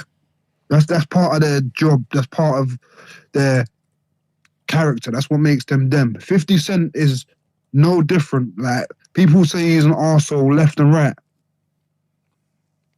You know what I'm saying? Like, he gets accused of being an arsehole left and right from all different types of areas. And to some extent, to be a man of power, you have to be an arsehole in the first place. That's part of that. Yeah, I agree with that. You know what it is, Kevin? When you talk about these kind of man, yeah, when you do these things, or the way I would probably prefer to do it, even for myself, yeah, is to do like the devil's advocate and do a neutral standpoint. And anybody I hear chatting shit, either which way they like, either which way it sways, I would call it out. I can't talk to a man from a presumed innocence, if that makes sense. That's when I hear someone saying and just throwing guilt on him, yeah, with no evidence or no things, I can challenge that. I could also, when I hear someone standing up for him, telling me he's innocent, I can give you reasons why he might not be, and show you and give you the truth why things that sound dodgy, that whatnot, and be balanced and play David Everscut. And so if I'm gonna stand up for it, I'm standing up for, like, if you're gonna talk about this man, do it fairly. Like, do you know what I'm trying to say? Whether you think he's guilty or whether you think he's innocent, do it fairly. You can't, when you take a stance and just say like, oh, he's innocent and he's a man of power and this black man is bringing him down. There's too many people on the other side that you're offended, and then you start to look like, why are you defending this man? Because remember, none of us don't know nothing. It's all opinion. So why are you so opinionated and so strong, want to be in the defense when there's so much stuff that is leading towards? You get what I'm trying to say? That's what brings me to my question. I'll explain it. That brings us to the question I want to ask you, Kev, though. Do you believe that your conscious and subconscious bias, as well as you being a man yourself, I don't know what you've dealt with, maybe even your experiences, led you to believe he was innocent automatically? Because you can agree that going on either side, whether saying he's guilty or not guilty, either side of the spectrum is a wild thing to say because you don't have all the facts, right? Because you state a lot of things on facts. So how can we help him on saying he's innocent? So let me respond to that. I'll respond to Marks as well at the same time. Cool. Because what you said earlier, Marks, was important. How today's court of public opinion, especially within our culture, especially within the world at the moment that we live in, is very hyper-focused on anti-men. Yeah, you don't see women getting torn down left, right, and center, and thrown to the dogs and having their careers destroyed. Like you got listed Lady Leisha earlier, and she's one of few that we see going through that. You know, the majority of it is men. Now, what you said as well, the question you asked, is it unconscious bias? Yeah, a little bit, but I'll tell you, and I'll speak openly, that I'm a supporter of the man then. Because these days and ages, it's us. And I sent a video through to Brent the other day as well, and I said that we wouldn't talk about it, which I was right about. Yeah. What did I tell you? We are the ones who go through the suffering. Yeah, that's right, Brent. You know you didn't bring it up. What did I tell you? You know you didn't bring it up. What did I tell you? The video that I sent you. What did I tell you? What did I tell you? Yeah. You said that E-Man can't receive the video, So I but you did. steered you to the right direction. Did you send it to Emmanuel? No, I didn't send it to him, but you could have passed on You to him. addressed Rambo now. Continue. But the point being is, we as men aren't looked after or cared about. And Chris Rock made a joke about this in one of his specials, right? But he was hitting it on the head. You know, it's men last before women, children, dogs, every blood thing. Can I challenge that? Mm-hmm. Go ahead. Sorry, man, you make me laugh. So one, I think it's. So you genuinely believe that, right? I genuinely believe that right now the world is very Me Too, and it's all about the narrative of spinning that men are anything masculine is bad. Anything male like, with bad. I feel like it's sad that you feel that way because I don't think it's healthy. First off, and the second thing is that I've got multiple questions to lead on to my point. Do you believe that men run the majority of the world? We definitely do, yeah. Without question. Okay. So all right, cool. So men rule the majority of the world. Do you believe men? So in saying that, do you believe that men make the majority of the decisions in regards to status quo in our society? See, so let me revise my answer to talk to that because it was a little bit too simple. So yeah, men do kind of run the world, but it's a very small selective group of people who actually run the world and have power. Okay, so the majority of that small group is it men?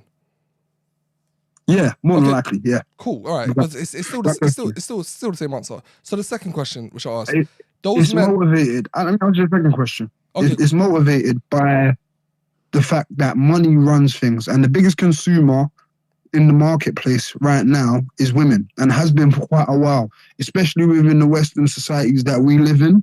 So there's a problem that comes with that.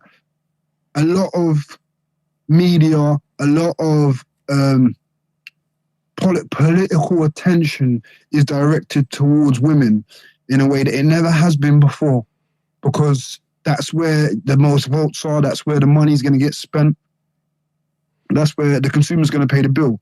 I had Gillette recently who had a big episode, right, where they tried to put out an ad hating on men, Mark Salam. They put out a big ad trying to hate on men, and then it backfired on them because men are starting to turn around and not like this no more. They're starting to understand that they're being targeted. So your theory become very blatant. Your theory is that the people that control the world, whether it be a small minority, a large minority, whatever, the people that control the world are men, and those men are motivated to work in the interest of women to go against men. They're motivated in the interest of money. They're motivated in the interest of money. Wherever the money is. Your friend. So motivated wherever the money is. Motivated in the interest of money to do what women want because they're the largest consumer in the world. And because of that, that's the reason why Gillette changed their whole ad. I don't care about Gillette. I'm just saying in regards to the general status quo. You said that the world is geared for women, right? But the only reason I asked this is because I wholeheartedly disagree. That you can't. Nothing is Good. Sorry to cut you lot, yeah. So Kevin, yeah. How? Listen, yeah. Even if obviously you believe what you're saying, there's certain truths to it, yeah. Even if this attack There on is. men and all this stuff and the power and the hierarchy and bringing man down, or even if all that stuff is true, yeah, why is when the story comes out about Puffy and Cassie, your first stance to draw on that and lean on all that, not having the information and not knowing and not having any consideration for the fact that it could be true and there's a victim involved on the other side that's a woman. Why? How come you can ignore everything else to suit your own agenda, if that makes sense? Because even what you're saying could be true, because two things can be true at the same time. So why take the stance of, rather than be sympathetic to what's going on here, anything cat, just say, oh nah, it's crap, and you want to bring down man and and give man this presumed innocence? He said it was Because biased. she was with him afterwards. She was with him afterwards for an extensive period of time. If he was doing things like brutalizing her, raping her, abusing her in the manner that she spoke about, why was she with him afterwards for That's so not your very long? that doesn't matter, and that's not your thing to know. And again, I said this before. No, People it act like does matter. no, because but it has people to- act it like has to yeah. be logic. No, but people love acting like they don't know life. I ain't got the answers behind it or why people do this. I know of plenty of people that have stayed in abusive relationships. That doesn't mean that they wasn't getting abused. Okay, but then you accepted it then, right? Yeah, but that doesn't make it wrong or right. Now we're trying to do judge, jury, executioner thing. That's not what, because you have to separate I the didn't say it argument. was Just because she accepted make it, it right. just because she's accepted it I doesn't didn't mean make that. it right. What does that mean though? Even if she did accept it, does it mean that it didn't I happen? didn't. Hold on, listen. Still true. Listen, I didn't make it right. What I said was that what she did was that she accepted it. So now you're doing something within hindsight, after the fact, when you've already left the man. This comes into spite. This now comes away from the fact that you saw it as a problem, because when it happened at the time, you was quite happy to consider your relationship and continue. You're now doing this in hindsight. So you're now being spiteful.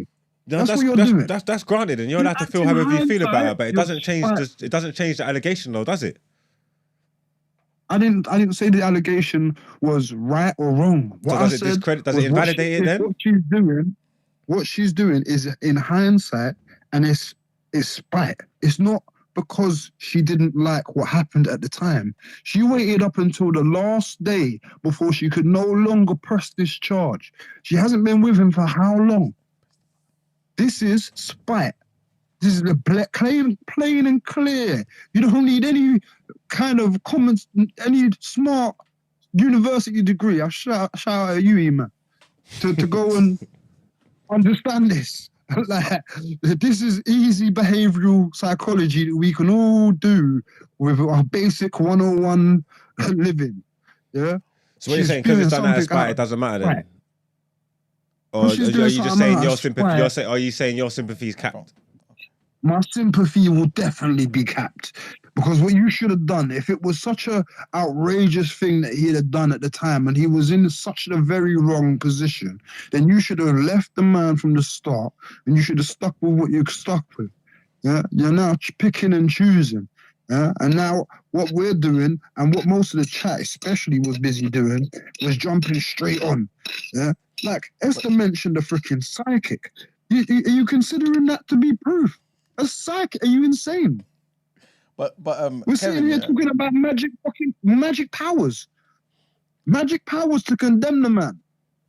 Like, how many black men do you need to see destroyed? Kevin, How many do we need to watch? Kevin, you have to be fair though, yeah. Because remember, the psychic wasn't brought up to say, like, that he's guilty in it. It was just to say, this opinion has been there for years. You know what I'm saying? And also, like, do you consider like Stockholm syndrome? It was used for confirmation, bro, and it's pathetic. No, but we're talking about magic powers here. This is pathetic, man. No, but this is men's life. Kevin. This is the same thing we watch happen with Chris Brown. No, but this Kevin, is no different from the Chris Brown thing. Kevin, but you remember, like, you can't confirm something before it's happening. You know what I'm saying? Like, this happened before, long before this particular situation. And also, number two, like, where does Stockholm syndrome come into it?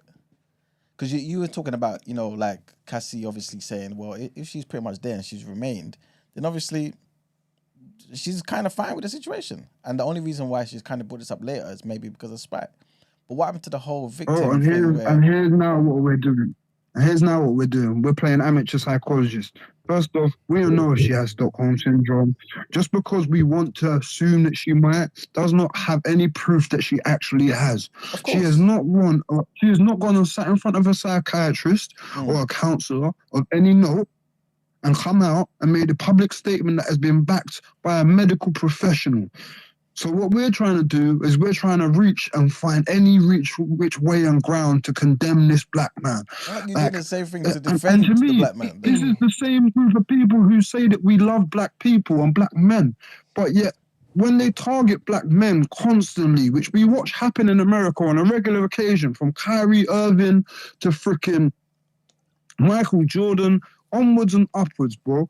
We know, and we have such a long studied history of this, but yet people who are meant to love black men and black people and sit there and claim to love black men are sitting here baying for blood with no evidence. Kevin, the thing is though, you can't talk about loving black men if the same black man has beat you up and abused you. You know what I'm saying? Like, surely you can understand why it would be difficult for that person to not defend black men or that black man. You know what I'm saying? Cassie's not out here talking about black men.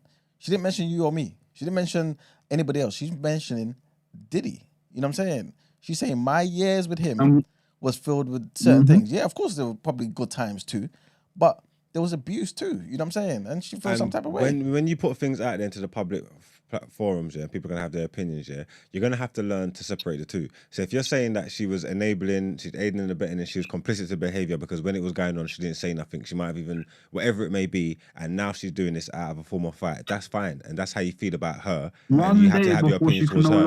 That doesn't exonerate my man from doing the things, innit? Like, do you know what I'm trying to say? Like, whether it's done in reactionary, whether it's done on spite, and now you're saying it's because of spite, that is fine. So you can feel however you're feeling about her. But just because she's done that, now you know, doesn't mean that you don't have to address what happened, what my man done. There's two separate things, because if he did it, he did it. And that's what you need to learn how to do.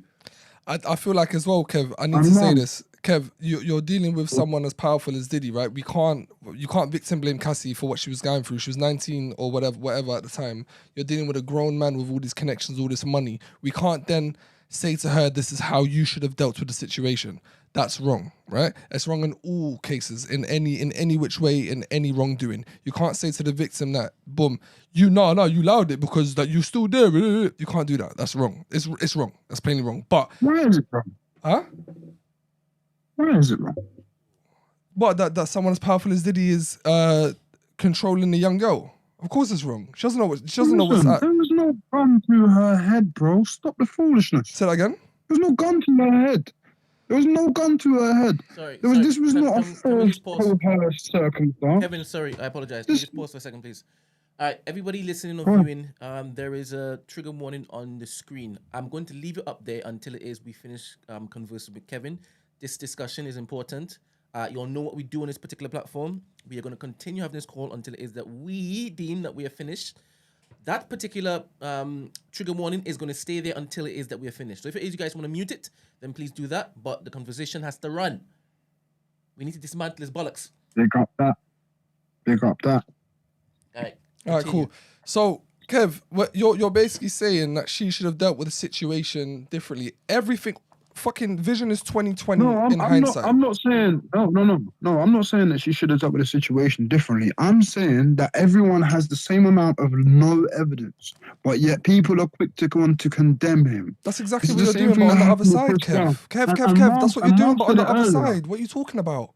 Come, let's cut the cap. Let's cut the cap. You're doing exactly the same, but on the other side. And that's what I said. If you're going to play devil's advocate in the name of fairness, you need to address both sides. One where you can see why he might be innocent, one where you can see why he might be guilty. You saying having a problem what these people are doing for his guilt is the same thing that you're doing for his innocence. If you have to be able to see that. You can't see that. Her. Huh? I'm condemning her. I'm not listening. I'm not condemning her. I'm not sitting there and telling you that somehow she's a bad person or she's evil.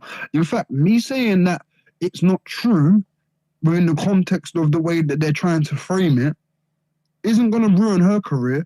She's not going to suffer. She'll be fine. She'll go back to world tomorrow. But like Mark said, we don't recover from this. Do you understand me? This is the importance of this. This is the reason why this conversation, as Brent just said, is important. Because as black men, and this Me Too little thing that's turning into a movement, yeah, destroys men. And we trivialize it and act like, say, somehow this is a minor issue. Like, this But again, you're framing your argument Okay, in which one he second. didn't do it. So what does it mean then? How do we move forward? Let's go on the basis that the two things are true. What you're saying is right. She's doing it out of spite. She was there enabling the behavior, whatnot. Now she's being out of spite. She and wants was to an think, arsehole at times. One sec. So let's just say that's true. It's also true that everything she Ross Clark said about him is true. Then where do you go from there? We go from leaving it until the court has proved what the court needs to prove. You're moving And Right, strange. so then You're moving strange. So then since they You're settled moving it, strange, so since they Kevin. settled it out of court, then what? What does that mean then? Then I'll go on both sides. I'll go. You definitely haven't Puffy probably gone. didn't Shut up, want- Kevin. You haven't gone on both sides, bro. You've been on Diddy's side this whole time, let bro. me go. No, Let me he's go. about Let me land. Let me land. All right, go on. Me land. I'll go on both sides. Puffy wanted to end it, like Mark said, because it's reputation destruction.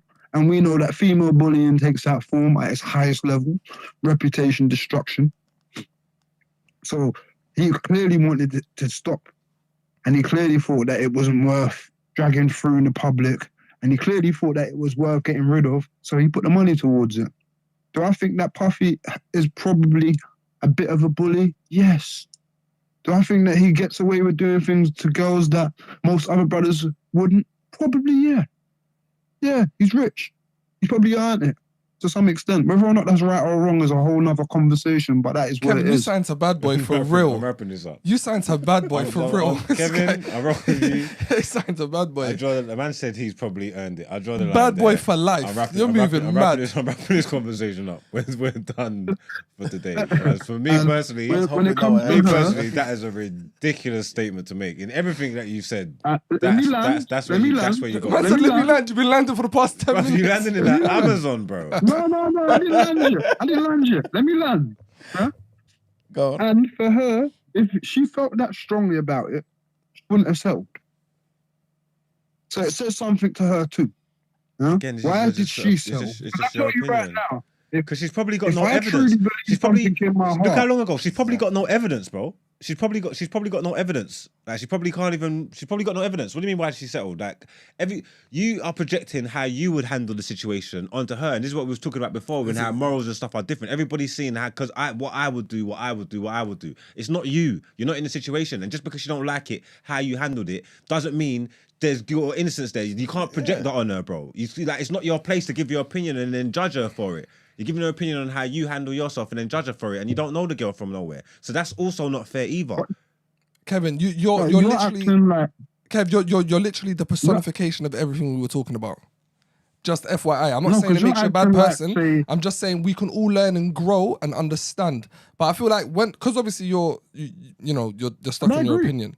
Well, once you do decide to rewatch this, you can kind of understand where we're coming from and then grow as a person. But you're literally doing everything that Mark said earlier, or everything that we said is wrong in regards to court of public opinion, which is then driven by unconscious or social and all that bias. It's all driven by that, and because of your experiences, you have made a decision to stand on Diddy's side as opposed to being centrist and hearing from all sides. None of us are gonna know whatever happened, but for you to land on either side is wrong. listen, I'm always gonna line up with the black man first. Now, simple as that. You know the thing is, like That's to facts me, as well. I'll tell you for free. I'm always gonna line up with the black man first. Yeah, he's always innocent. I don't give a damn what it is first. I'm rocking with him first. Yeah, Well, there I'm you rocking have it. with That's why you're men not going to get first. into that situation. Well, you A stand man's on business. always That's your innocent stance. first. We're going to move this on. Yeah. We're going to move this Alright, on, Kev, Kevin. have a good Thank day, you. man. Thank you for your call. Thank you very much. But that's like my Appreciate brothers. the call as well. I know, TD to the world. Yeah, love. Kevin's sick, man. Kevin's a wild boy. Yeah, I think you guys pretty much said it all, man. Like at the end of the day, even though I understand that Kevin's in the first wants to defend the black man, beautiful thing, but also choose a side, yeah. like you guys said, if you choose a side, surely you should be able to at least understand that side of it, as in the opposing side as well, innit? You can't say all those things about, did he settled because reputation, them things there, and not understand that she may have settled for something that suited her too. You know what I'm saying? Like, it goes both ways, isn't it? But How many black men has Diddy actually put to waste? What does that mean? What do you mean? He's been destroying the image of the quote unquote alpha black man, hasn't he? Oh, right. Okay. What, when you So many black men under his foot as well? when you were saying, when he was calling All sorts of stuff. Fabulous Daddy on Drink Champs? That video. That's a funny That's video. a crazy That's a video. funny You know? video. Man That said, look video at me in is the eyes when crazy. we toast. He said, look at me in the eyes, Daddy. That's a crazy video. And he was trying to get Nori to eat the cake and all that. Yeah. It was running around. Superhero, man. They're just that video that's a nasty video. The way they've been cut and watched. I watched like a 3-minute video of him, and he was intoxicated and thing. I watched the whole. It was because it was about Fabulous and Jada, and then he just came in the end. Pause. At the end of the podcast, and just started moving wild. Yeah, crazy. I can't even lie to you. He's got hella allegations on him, innit? Crazy. But yes. Anyway, I feel like we can wrap it up there. Yeah. We've seen both sides of public opinion, the good, the bad. And I And think, the ugly. yeah, man, in life, I think like you can kind of categorize everything like that, to be fair. You know what I'm saying? So it is what it is, man. But yeah. Yeah, no, you know what it is? Again, because I think people just need to be able to just, like, Be more accountable yeah, just and take accountability. just take everything into consideration and the nuance. Because even with everything that I'm saying to Kevin, I'm not speaking of I still don't speak about Puffy with a presumption of guilt. I'm always standing on that I don't know what I don't know. Let it come out and get the information, then I can make an informed decision or have at least an informed opinion on something, innit? Like, you can say what's probable or what you think, or you can assume things, yeah, but you don't know. So then having these loud voices and just saying things about people's never. It's always a bit distasteful to me. So when you say that, do you not subscribe to the whole where there's smoke, there's fire? I mean, it's a good saying, and it's true. And if there's a lot of smoke, if there's a lot of smoke, then usually something's burning. Do you get what I'm trying to say? But things perception and all these kind of things that kind of stuff can be deceiving. You get me? Things can look one way and not be that way. Do you get what I'm trying to say? And you can go on eBay and get a smoke machine. There you go. It's that simple. And I think a lot of the time, that's what happens to certain people. Maybe not all the time or the majority of the time, but it does happen, man. There are people who are just innocent. And again, we've seen it with Lady Desher. At least in my opinion, anyway, based on what we're seeing here. And yeah, it destroys people's lives. But of course, in certain situations, it does help people. You know what I mean? Diddy shouldn't be used as an example in this particular case. Yeah. He's just a recent example. That's why a recent situation. You know what I mean? You made your mind up, Brent. You know where you stand, right? 100%. But even before this whole thing came out, I believe what Diddy. And you believe that with no real basis of information, no real proof of anything, innit, right? No, so what I'm seeing in his behavior, I'm like, yeah, definitely. And also, obviously, what I believe with the whole Masonic rituals and this and next. Yeah. This is what I believe that they practice in order to kind of have power and kind of make the individual bound to whatever they now have to basically get bound to. This is the whole music industry, and it's been that way forever. Before Diddy was around. But you're a man of facts, right? I think it's two ways, to be honest. Because What do you mean? Is everything you just said? all the time. Oh, okay, superstition. Cool. As long as you say that, that's cool. I love to find the most logical explanation for something, and then I say, all right, cool, I'll hold on to that. And then I'm also aware that there are a lot of things that I believe in that I can't empirically show you. Yeah, this is legit. But you believe in it. Yes, Okay, all right. 100%. Just thought it's nice to. That's why I understand don't that. need the court to tell me about Diddy's guilt all across the board, not just with this particular thing. It's interesting because you're at a stark difference with Margs in regards to what Margs believes. I believe he also has the same opinion as me. He's his own Basically judge and saying jury. you're not 100%. saying. He's basically saying. Even if Izzy says he isn't, he's lying. He's saying you're lying. No, he's saying lying. that I'm my own judge and jury. I do 100%. judge, jury, and execution. I'm Yes. with it. Nah, but again, like, yeah, because people believe what they believe, innit? And there's certain stances, like there might be certain stances where I per se I could be more balanced on, and then there's certain things that I'm gonna move like Brennan and say, listen, I don't care what you're talking about, what you're telling me. This is it, and this is what I believe. But I also understand just because I believe something doesn't necessarily mean it's true. Like, you know what I'm trying to say? So I'm aware of that, but I'm prepared to stand on my convictions and say what I believe and what I revere. But I'm innately aware that just because I believe something doesn't make it true. So It's good that you run put around it. screaming #facts. I don't do that. I don't say #facts. But it's good.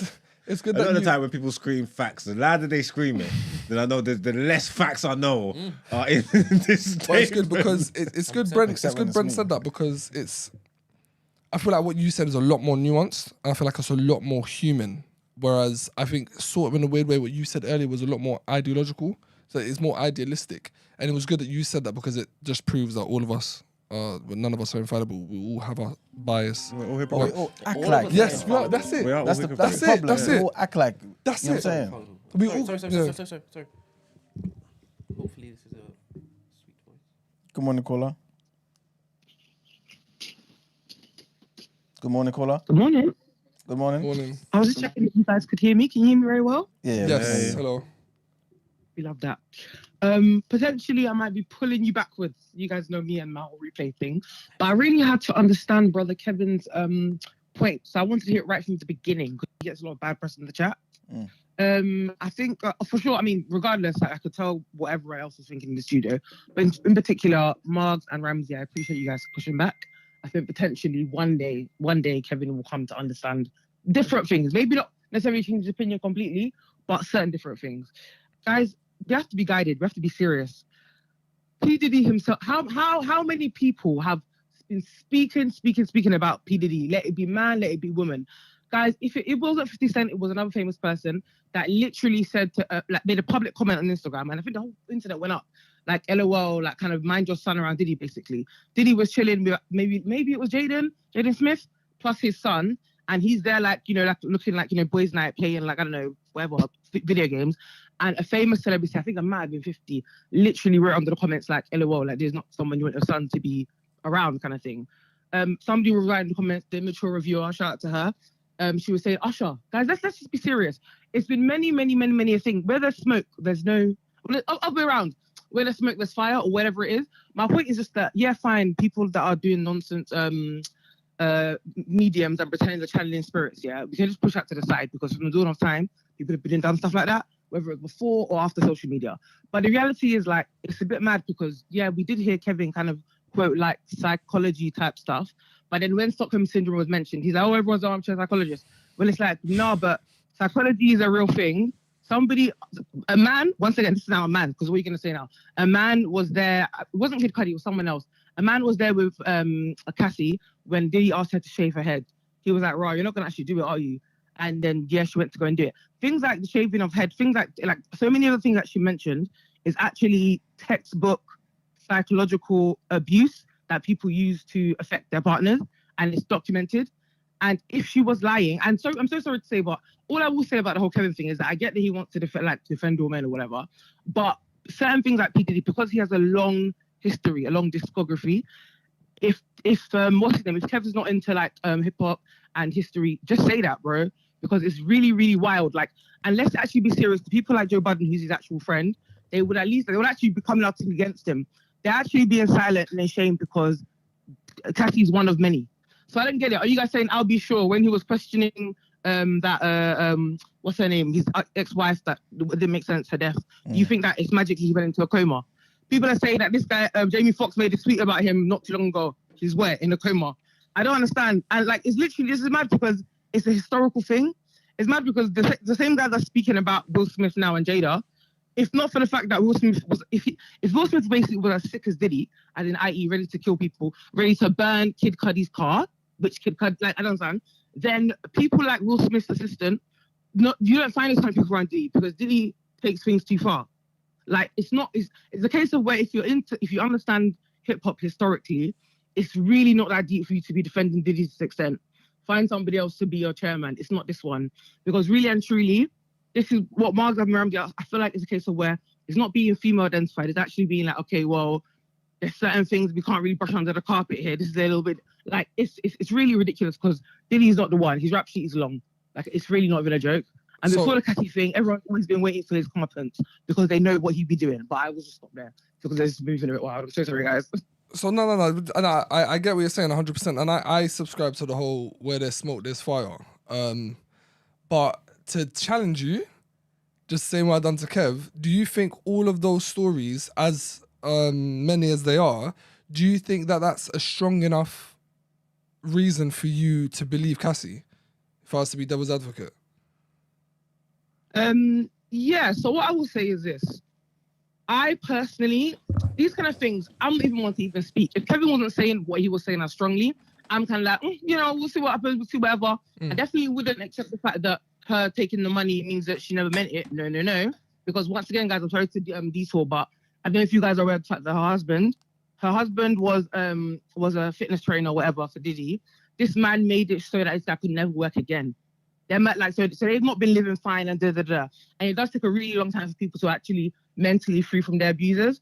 It's not like, so no, there's many your wives, there's many or whatever. You can Google many stories, you don't have to be famous. Like, it takes you time to process and actually feel confident. And I think somebody said about statute of limitations. So all I'll say on the matter is the fact that when it comes to Diddy, before Cassie even spoke, and that's what's wild as well, it's like there's already been too much.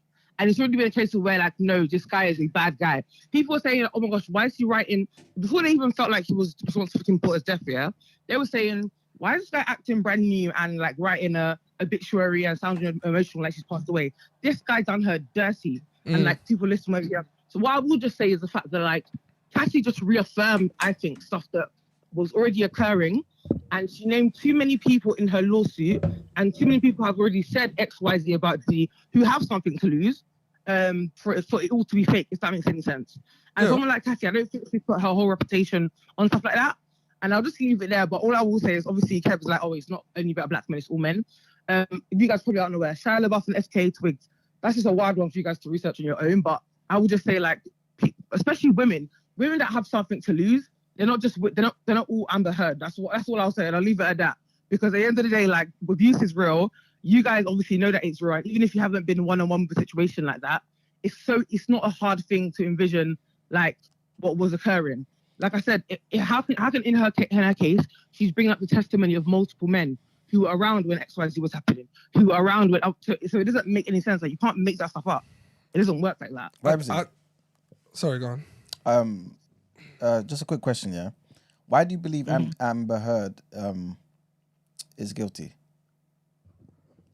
Oh, so first of all, when I said Amber Heard, I think specifically what I meant was the fact that okay, so I don't want to take that as a long day, so long story short, this woman, what I would say personally, she has a kind of a vindictive spirit, if that makes any sense. I.e., what I mean by that is, it's what it seemed to be for me when I watched the case stuff afterwards. It was like she was, obviously there was that age gap between them, and it's like she kind of intentionally, in a way, kind of seeked him out, if that makes any sense. But then when she got into the relationship, I remember, like, for example, her assistant, like, would say, like, oh, we don't really have stuff to, like, talk about together. His friends are all old. Since you're dating someone that's way older than you, why wouldn't his friends be old? What do you expect? Kind of thing. So I feel like it's a case of where, as well, and if you look into her past, she's had, they were bringing it all into court. She beat up her sister in the past. It's on recording. Someone saying, oh my gosh, how do you have that bruise? Oh, Amber.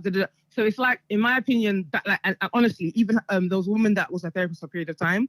She couldn't deny the fact that, yeah, Amber took 2 tests, and for me, it was like these kind of things came up about her. Not saying she was a narcissist, but basically the ways in which, likely obviously due to past trauma before Johnny, she actually has a lot of toxic behaviors.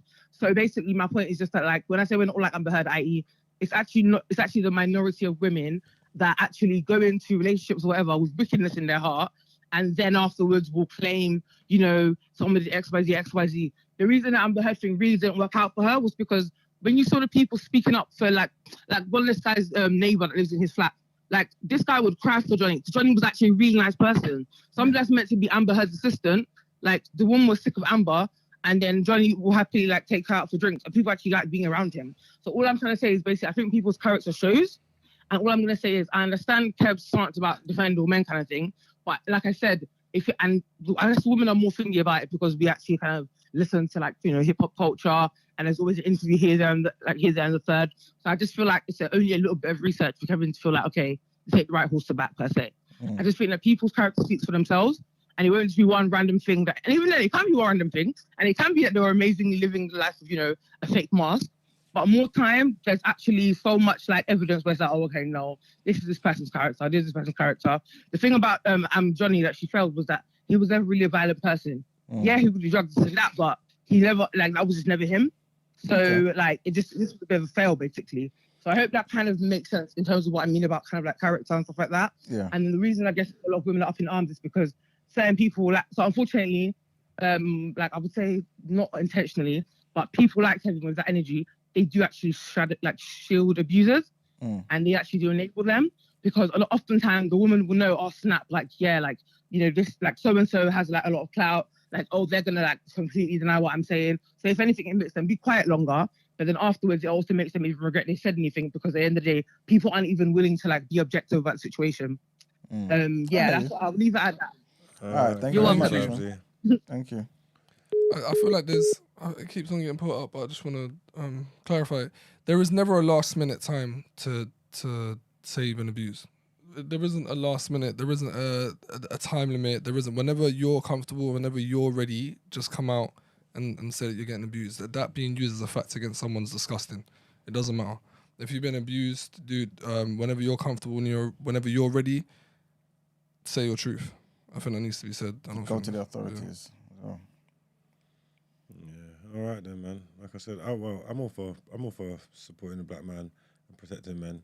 I do feel like we need it, but when they're trying to do it at the expense of innocent women, that's I don't know what kind of territory we're going down there. You get me? So yeah, that's something for you to look at. You get me? Because everybody needs protecting, to be fair to you. So yeah, that was a good conversation, boys.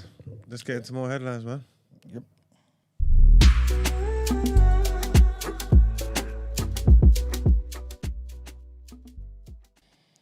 Well, this next headline could be tied to the previous topic of the day, man, in terms of the court of public opinion and what people think about this. And if this is a bad situation, I would love Esther to be here, but I know she's in chat. Big up Esther every time. I'd love to hear what you guys think about this particular headline.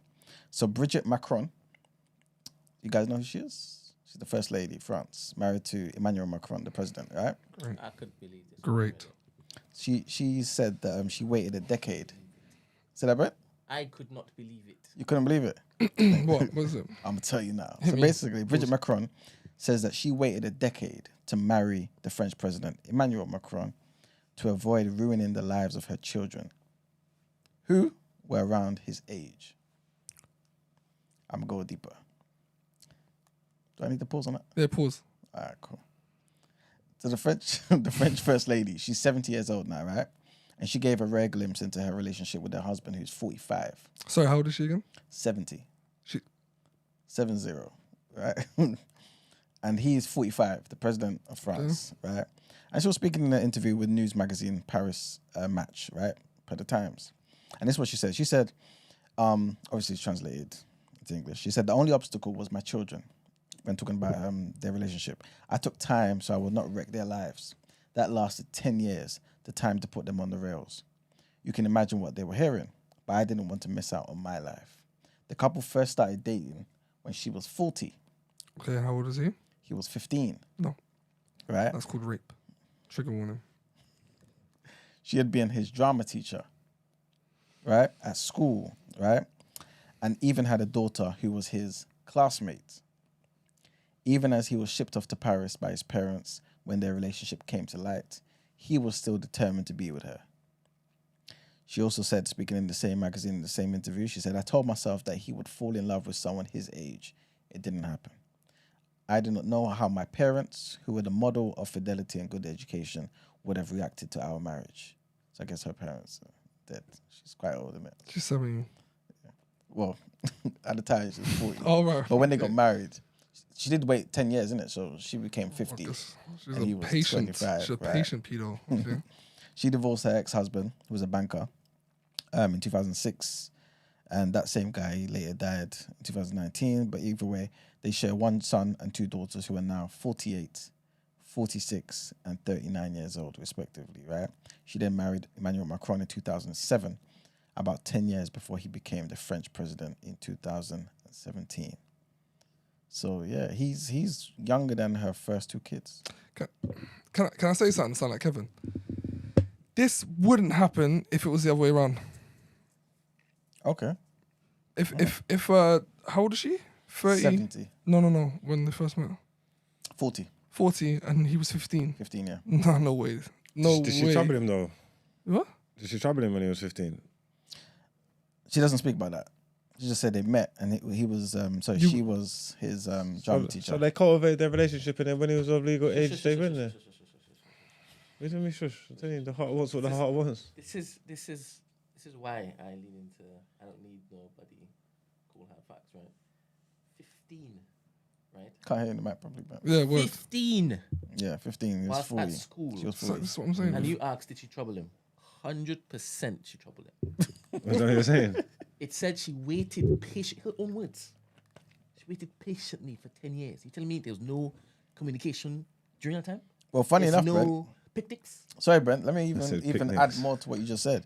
She didn't wait 10 years to. She waited 10 years to have kids with him. So they were They together. were dating. I read an article said they were dating when he was they were- 15. No, they were dating because remember, his parents sent him away. I don't care about him. To separate the He's two. an asshole anyway. But he definitely got groomed. He definitely was sexually abused, and I think it's categorized as rape. If this was the other way round, to sound like Kevin, there will be outrage. Outrage if it was a 15-year-old girl and a 30-whatever-year-old man. Outrage. But because it's the other way around, it's deemed as acceptable. It's like, oh, look at him. He's got his little 7-year-old spice. That's nasty. That's How nasty. old was Aaliyah with 15. She was 15 from memory with R. Kelly. Yeah. bail outrage, wasn't it? Not really. Not really. But yeah, Maybe man. she's grooming for greatness, man. He's the prime minister now. Hey, yo, grooming for greatness is the craziest thing I've ever Said it a heard, couple bro. times. That's I'm not gonna lie. wild. Oh my god. That's the craziest lads. shit I've ever heard. Put it up. Not doing any of that. Don't do it. Yeah, it's yeah, but she's openly talking about it. Everyone knows, the world knows. But they're happy, innit? Yeah, they're happy. They got kids together and everything. They're married. Let them land, man. She's the first lady. Yeah, so she's 70 years old. Why He's Kevin 45. loves you, bro. Yeah, Why word. Kevin loves you, bro. That's about balance, man. Yeah, evidently. But yeah, people obviously saying that, you know. Yeah. Well, Ed basically said in the chat, I've not double checked these facts, but he said 15 is the age of consent in France. Oh, well, there you go then. What is the what? 15 is the age of consent in France. That's a shame, break no laws. Again, I don't know. I've not checked the stats. I've not checked the Work facts with the part of me. government. You're projecting your morals again on type of people. Yeah, Yeah, there you go. yeah, that's grooming regardless. You can't be grooming if she ain't broke no laws. It's not doesn't just because there hasn't been laws broken doesn't mean it's not grooming. Oh yeah, that's true. Yeah, I guess it's just the inappropriateness of it, isn't it? But And grooming the to fact be that the parents president? knew. Are you gonna ignore those facts? I'm just asking you. Like, what did she groom him to be a great She man? didn't groom him. She groomed him for sexual exploitation. But she didn't groom him to go, yes, when I give him none tonight, he's going to grow up to be president. None of that was ever at her forefront of her mind like she's some... Why you responded to it? Because it's a funny question. You're legitimizing it. Grooming for greatness is wild. But yeah, man. In case you guys didn't know, that was purely entertainment, guys. Purely the entertainment. Stay on to the next one, which is not entertainment. And this is about some sad news in Somalia, man. So the Horn of Africa region is experiencing torrential rainfall and floods linked to the El Nino weather phenomenon, which is claiming dozens of lives, man, and causing large-scale displacement, including in Somalia, where the downpours have destroyed bridges and inundated residential areas. British charity Save the Children on Thursday said that more than 100 people, including 16 children, had died and more than 700,000 forced from their homes in Kenya, Somalia, and Ethiopia due to flash flooding. The Horn of Africa is one of the regions most vulnerable to the climate change and extreme weather events that are occurring with increased frequency and intensity. The region is emerging from the worst drought in 4 decades after multiple failed rainy seasons that left millions of people in need and devastated crops and livestock. Humanitarian groups have warned that the situation is only likely to worsen, imagine, and called for urgent global intervention as El Nino is expected to last until at least April of next year. Crazy. And You know what I'm already saying? the Another 5-6 months, man. economic Yeah. construct there isn't strongest ever. Sad, man. And the last headline, and this is about Jeremy Hunt, man, and the new budget that will be out Yeah, you love this. today. You love this, bro. You're gassed. But I've not got the information. Let's take yet, all the you know money what I'm from saying? disabled people, bruv. Capitalism to the world. fam. Remember, when we get into it, we'll get into it, right? But I don't have all the information. At the moment, in the statement, the Chancellor is expected to reduce headline rates of national insurance for employees and the self-employed. I think that's a good thing. But anyway, a 1% cut would be worth £380 a year to someone who's earning more than 50k a year, but could cost the government somewhere in the region of £5 billion. So it comes as Rishi Sunak will threaten to cut benefit payments, like Ramsey just said, to hundreds of thousands of people with mobility and mental health problems unless they find work that they can do from home. You know what I'm saying? It's The Prime Minister will tell them to find jobs or face a benefits cut of £4,680 a year if they do not in a bid to get more people back to work. Right?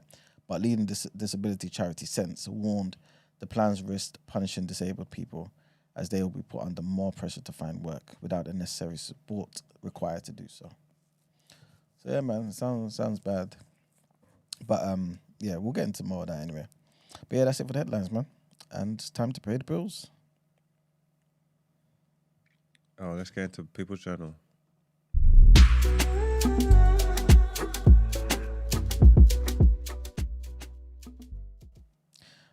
Just wanted to say, yeah, Ed went back to check his facts. I just read that. And he just said that. I just did a bit more digging.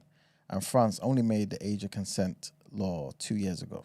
Prior to this, you could legally consent at any age. What are you saying, Mark? This goes back to your point that the court of public opinion is more important than the court of law, because she hasn't broken any laws, and you're outraged for calling her rapist. She might have broken a rule in her school. You can't. Potentially, yeah. Yeah. I don't know. You just conjecture, and you're saying she might have. You don't know. But I'm just saying. I think it all ties into our topic of the day. The court of public opinion is way more important than the court of law, because obviously there's different laws in different lands. You might not like how things are done over there. We don't do them over here. That's fine. Over there's over there. That's their business. That's their life, and that's what they're growing up in. And you are still so strongly opinionated on it and want to say whatever you're saying, which is fine. Is what it is. But it just, like I said, I think it just proves the point. Public opinion is more important. But yeah. Anywho. Has Ben already done everything? Yeah, he done it. Yeah. Okay, cool. Yeah, welcome to People's Journal, man. I'll give you the news from an economics point of view. First thing I want to chat about, again, I don't have the information just yet about the autumn statement. Obviously, I was expecting a call from Jeremy Hunt himself, actually, earlier, but I told him, TDA is starting, man. I can't pause it, you know what I'm saying? So we'll speak after. But apparently he's expected to announce a cut in national insurance for millions of workers in this autumn statement today. It's also going to feature a cut to business taxes and tough new benefits sanctions that we just spoke about just now. There'll be more information on that, but I think we kind of spoken out briefly on Tuesday, where we were kind of talking about people on benefits who are kind of entitled to that extra premium, basically. So their universal credit will still be intact, but the extra disability allowance will need to be proven by another means.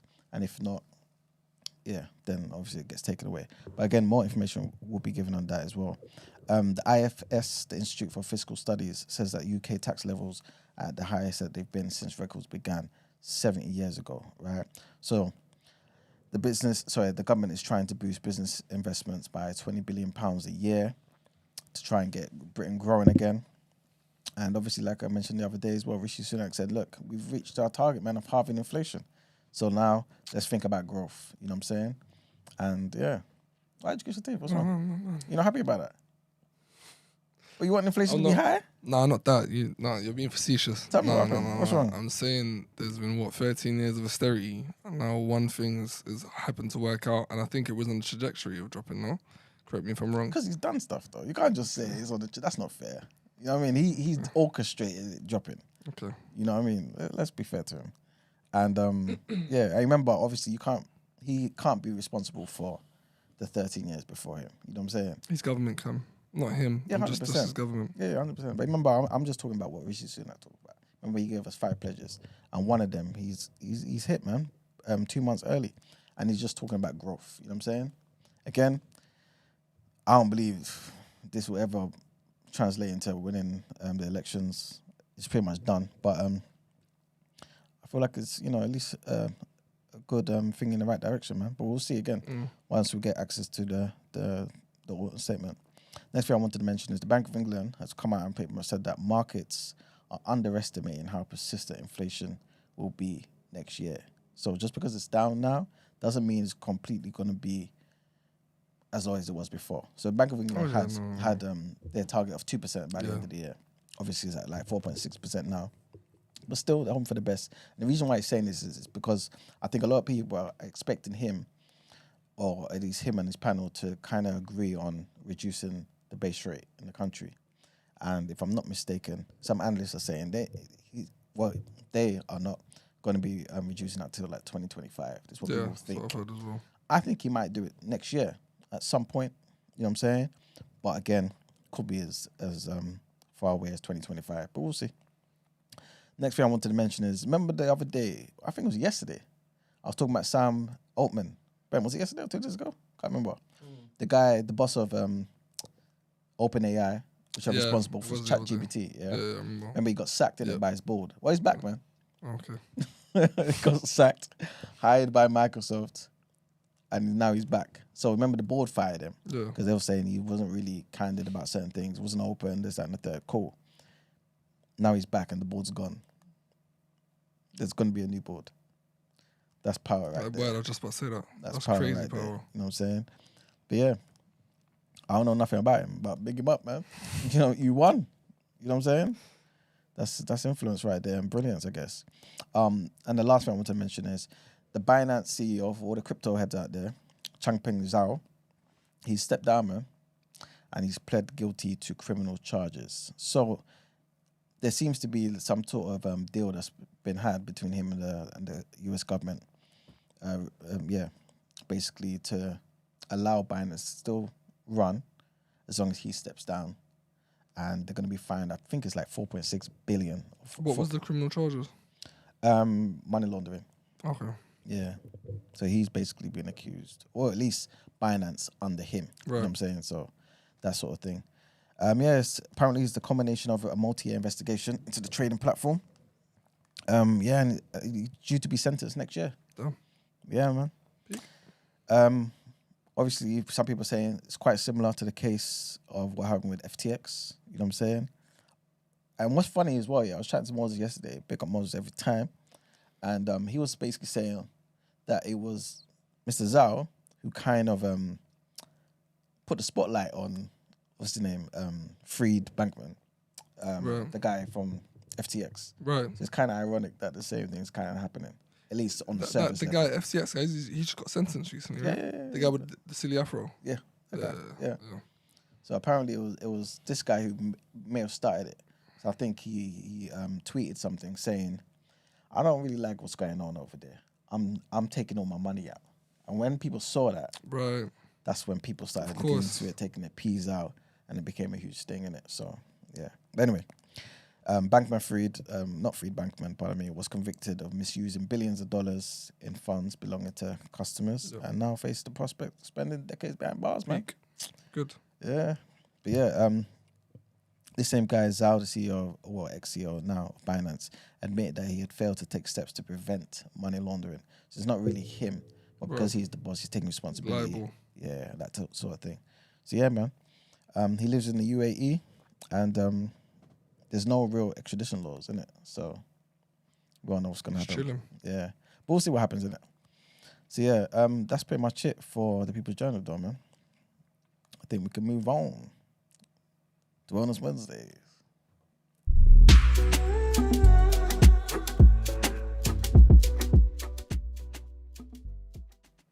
As in, cool? Yes, caller.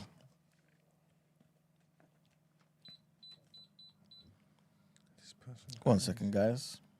Wellness Wednesday. Alright, time to cleanse the palate.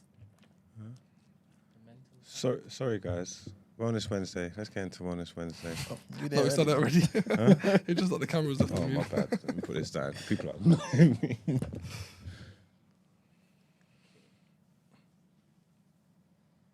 Did this guy change, or is this the same Don all the time? I said shush. Man, shush me. It's a different fella. Last fella had hair. This one is kind of one level. Do you pick them yourself? Actually, let's get into this after. Danielle, she mixed them. Oh, that's This nice. is nice.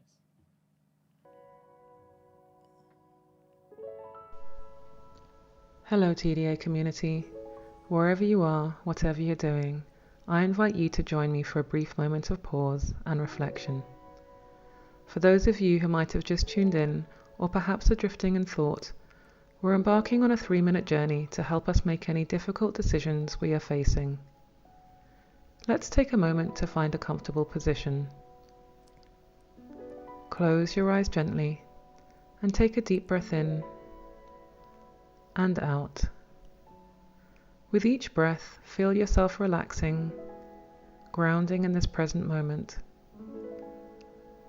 As you continue to breathe deeply and evenly, bring to mind a decision that you're facing that feels challenging or complex. Picture this decision as a fork in the road ahead of you. Each path represents a different choice, a different direction your life could take. Now, with each breath, imagine yourself stepping back from these paths. As you create this space, allow yourself to view the decision with clarity and without emotional influence. Breathe in logic and clarity.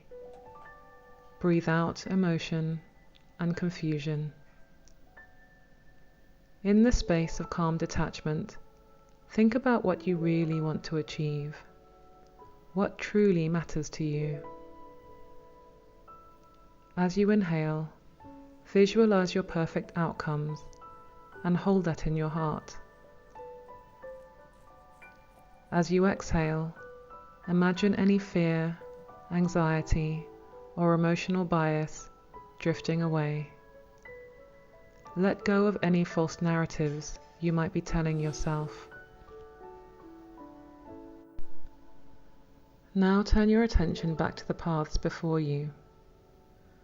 With each breath, see yourself considering each option, not with anxiety or fear, but with a clear, focused mind. Take time to breathe in the outcome of one path. Feel the expansion or retraction in your body as you breathe out. Now breathe in the possible outcome of the other path. Once again, listen to your body as it expands or contracts. Let the wisdom of your body guide your path. You have the strength and the insight to make choices that are right for you. Remember that difficult decisions are not obstacles, but opportunities to align your life more closely with your true path. Trust in your ability to choose wisely. Take one more deep breath in, feeling empowered and clear-headed. As you exhale, gently start to bring your awareness back to the present moment. Tell yourself, I am now prepared to approach my decision with a balanced mind and a clear sense of direction. I trust in myself and the wisdom of my choices.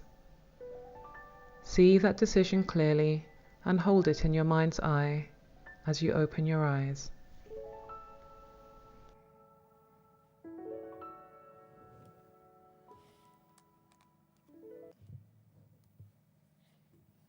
Nice, man. We definitely needed that. 100%. We needed that. Thank you, Danielle, for those lovely words. What are we getting into now? Another headlines? Yep. More headlines, people. Let's go.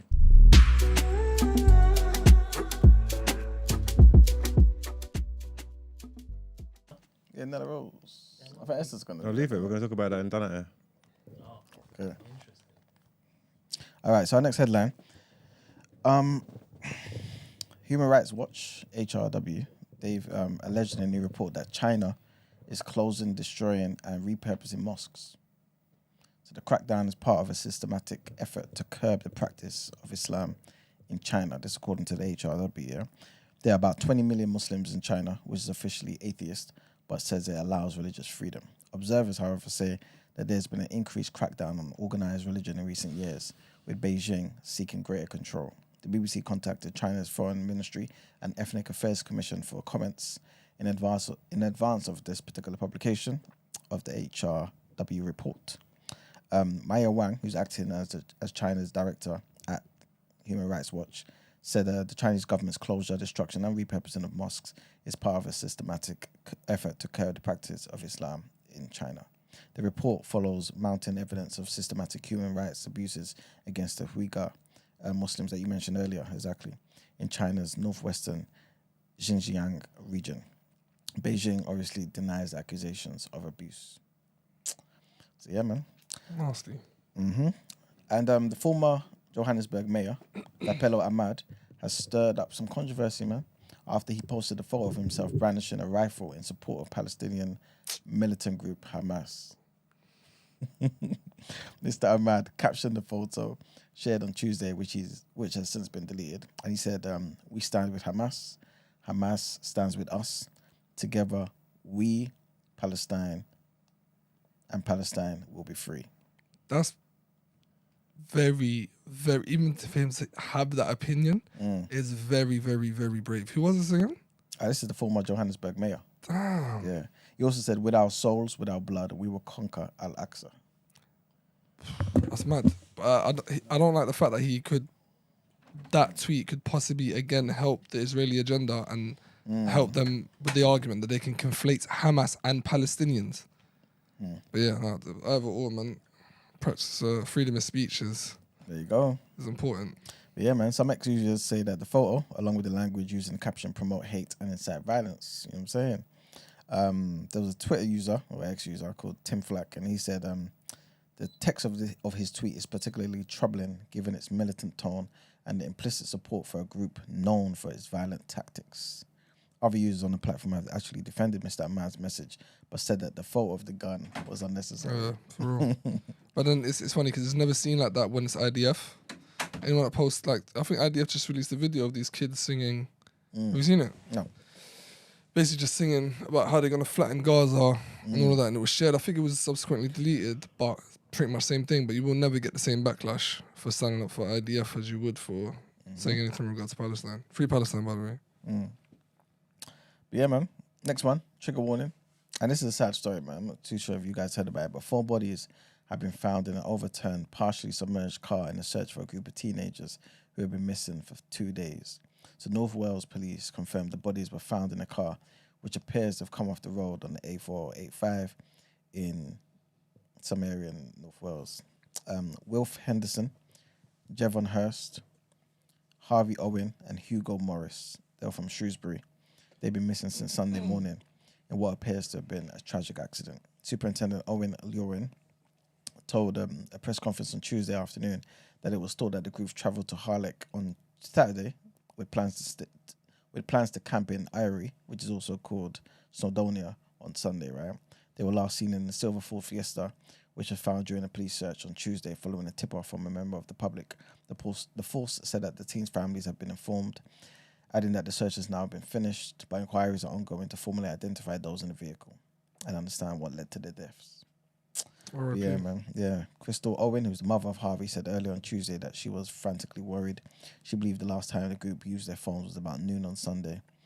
And yeah, man, her son had not logged onto WhatsApp since then, which is unusual.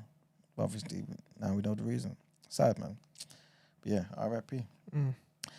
End of the headlines. Time to pay the bills. And what is it? Reaction time now? Mm-hmm. All right, let's get into the reaction, man.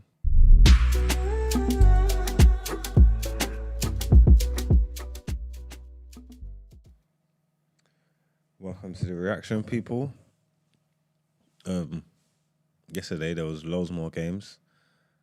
You gonna throw these up, Brent? What competition is this again? AFCON qualifiers. Qualifiers, yeah, for the World Cup. For the World Cup? Yeah, 2026 World Cup. So this is just the African games for the qualifiers of the 2026 World Cup. Shall I breeze through it? Go on then. We should have got the groups up and thing though as well though, because you just threw these games at me and I just don't know what they mean. Do you get what I'm trying to say? I don't know who's in where and whatnot. So there's a lot to take in. But yeah, go on. I'll find the groups and then put it up later. But yeah, Somalia 0, Uganda 1, Botswana 1, Guinea 0, Malawi 0, Tunisia 1, Eswatini 0, Cape Verde 2, Rwanda 2, South Africa 0. Apparently that was a big game that everyone was expecting South Africa to obviously win. Apparently that also helped Nigeria in some type of way. Lesotho 0, Benin 0, South Sudan 0, Mauritania 0, Togo 0, Senegal 0, Sao Tome 0, Namibia 2, Libya 1, Cameroon 1, Comoros 1, Ghana 0, so that was another surprising one. Niger 2, Zambia 1, Mauritius 0, Angola 0, Ethiopia 0, Burkina Faso 3, and Tanzania 0, Morocco 2. All right then. So by tomorrow, hopefully, we'll have the groups for you. Yep. So we can see what these results mean. So we can see who's got the chances of getting through and not and whatnot. All right. And I've only got a couple of headlines here to read. The first one says the Premier League clubs vote against ban on the loan deals between associated clubs as January transfer window approaches. That means good news for Newcastle. Premier League clubs have voted against a temporary ban on loan deals between associated clubs for the January transfer window.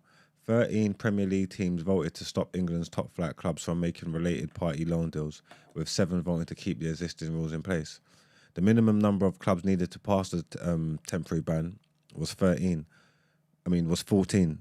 Clubs voted at shareholders' meeting on Tuesday over the temporary ban with a view to sorting out a permanent policy.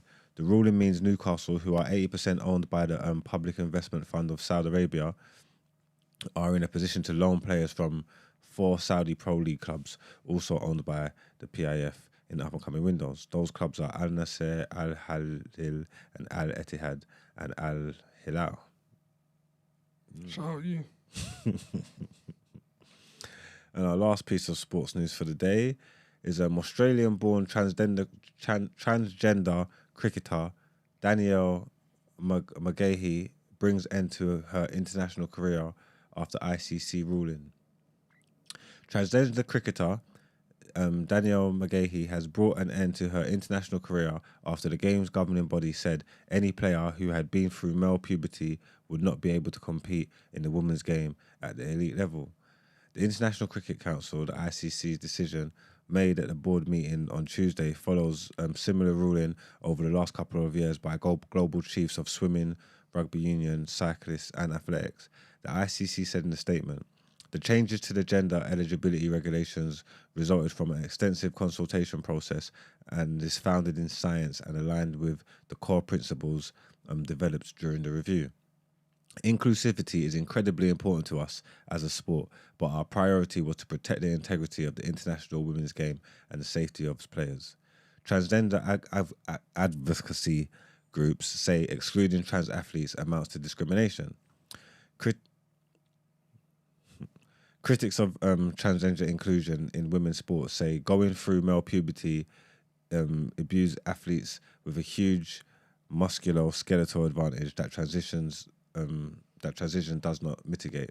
The ICC said the ruling, which followed a 9-month consultation process and applies only to international cricket, would be reviewed after 2 years. So yeah, there's that. Why do you keep looking at me? You know? I'm listening to what you're saying. I think you're doing great. Yeah. Okay, nothing to say? No, what about that? No. Although, no, actually, no. They've got a point. The skeletal and muscular advantage, I agree with. Yeah, if they've been through male puberty, then I suppose that's fair, isn't it? Yeah. All right, cool. That's the end of the reaction. Let's get into Dana here.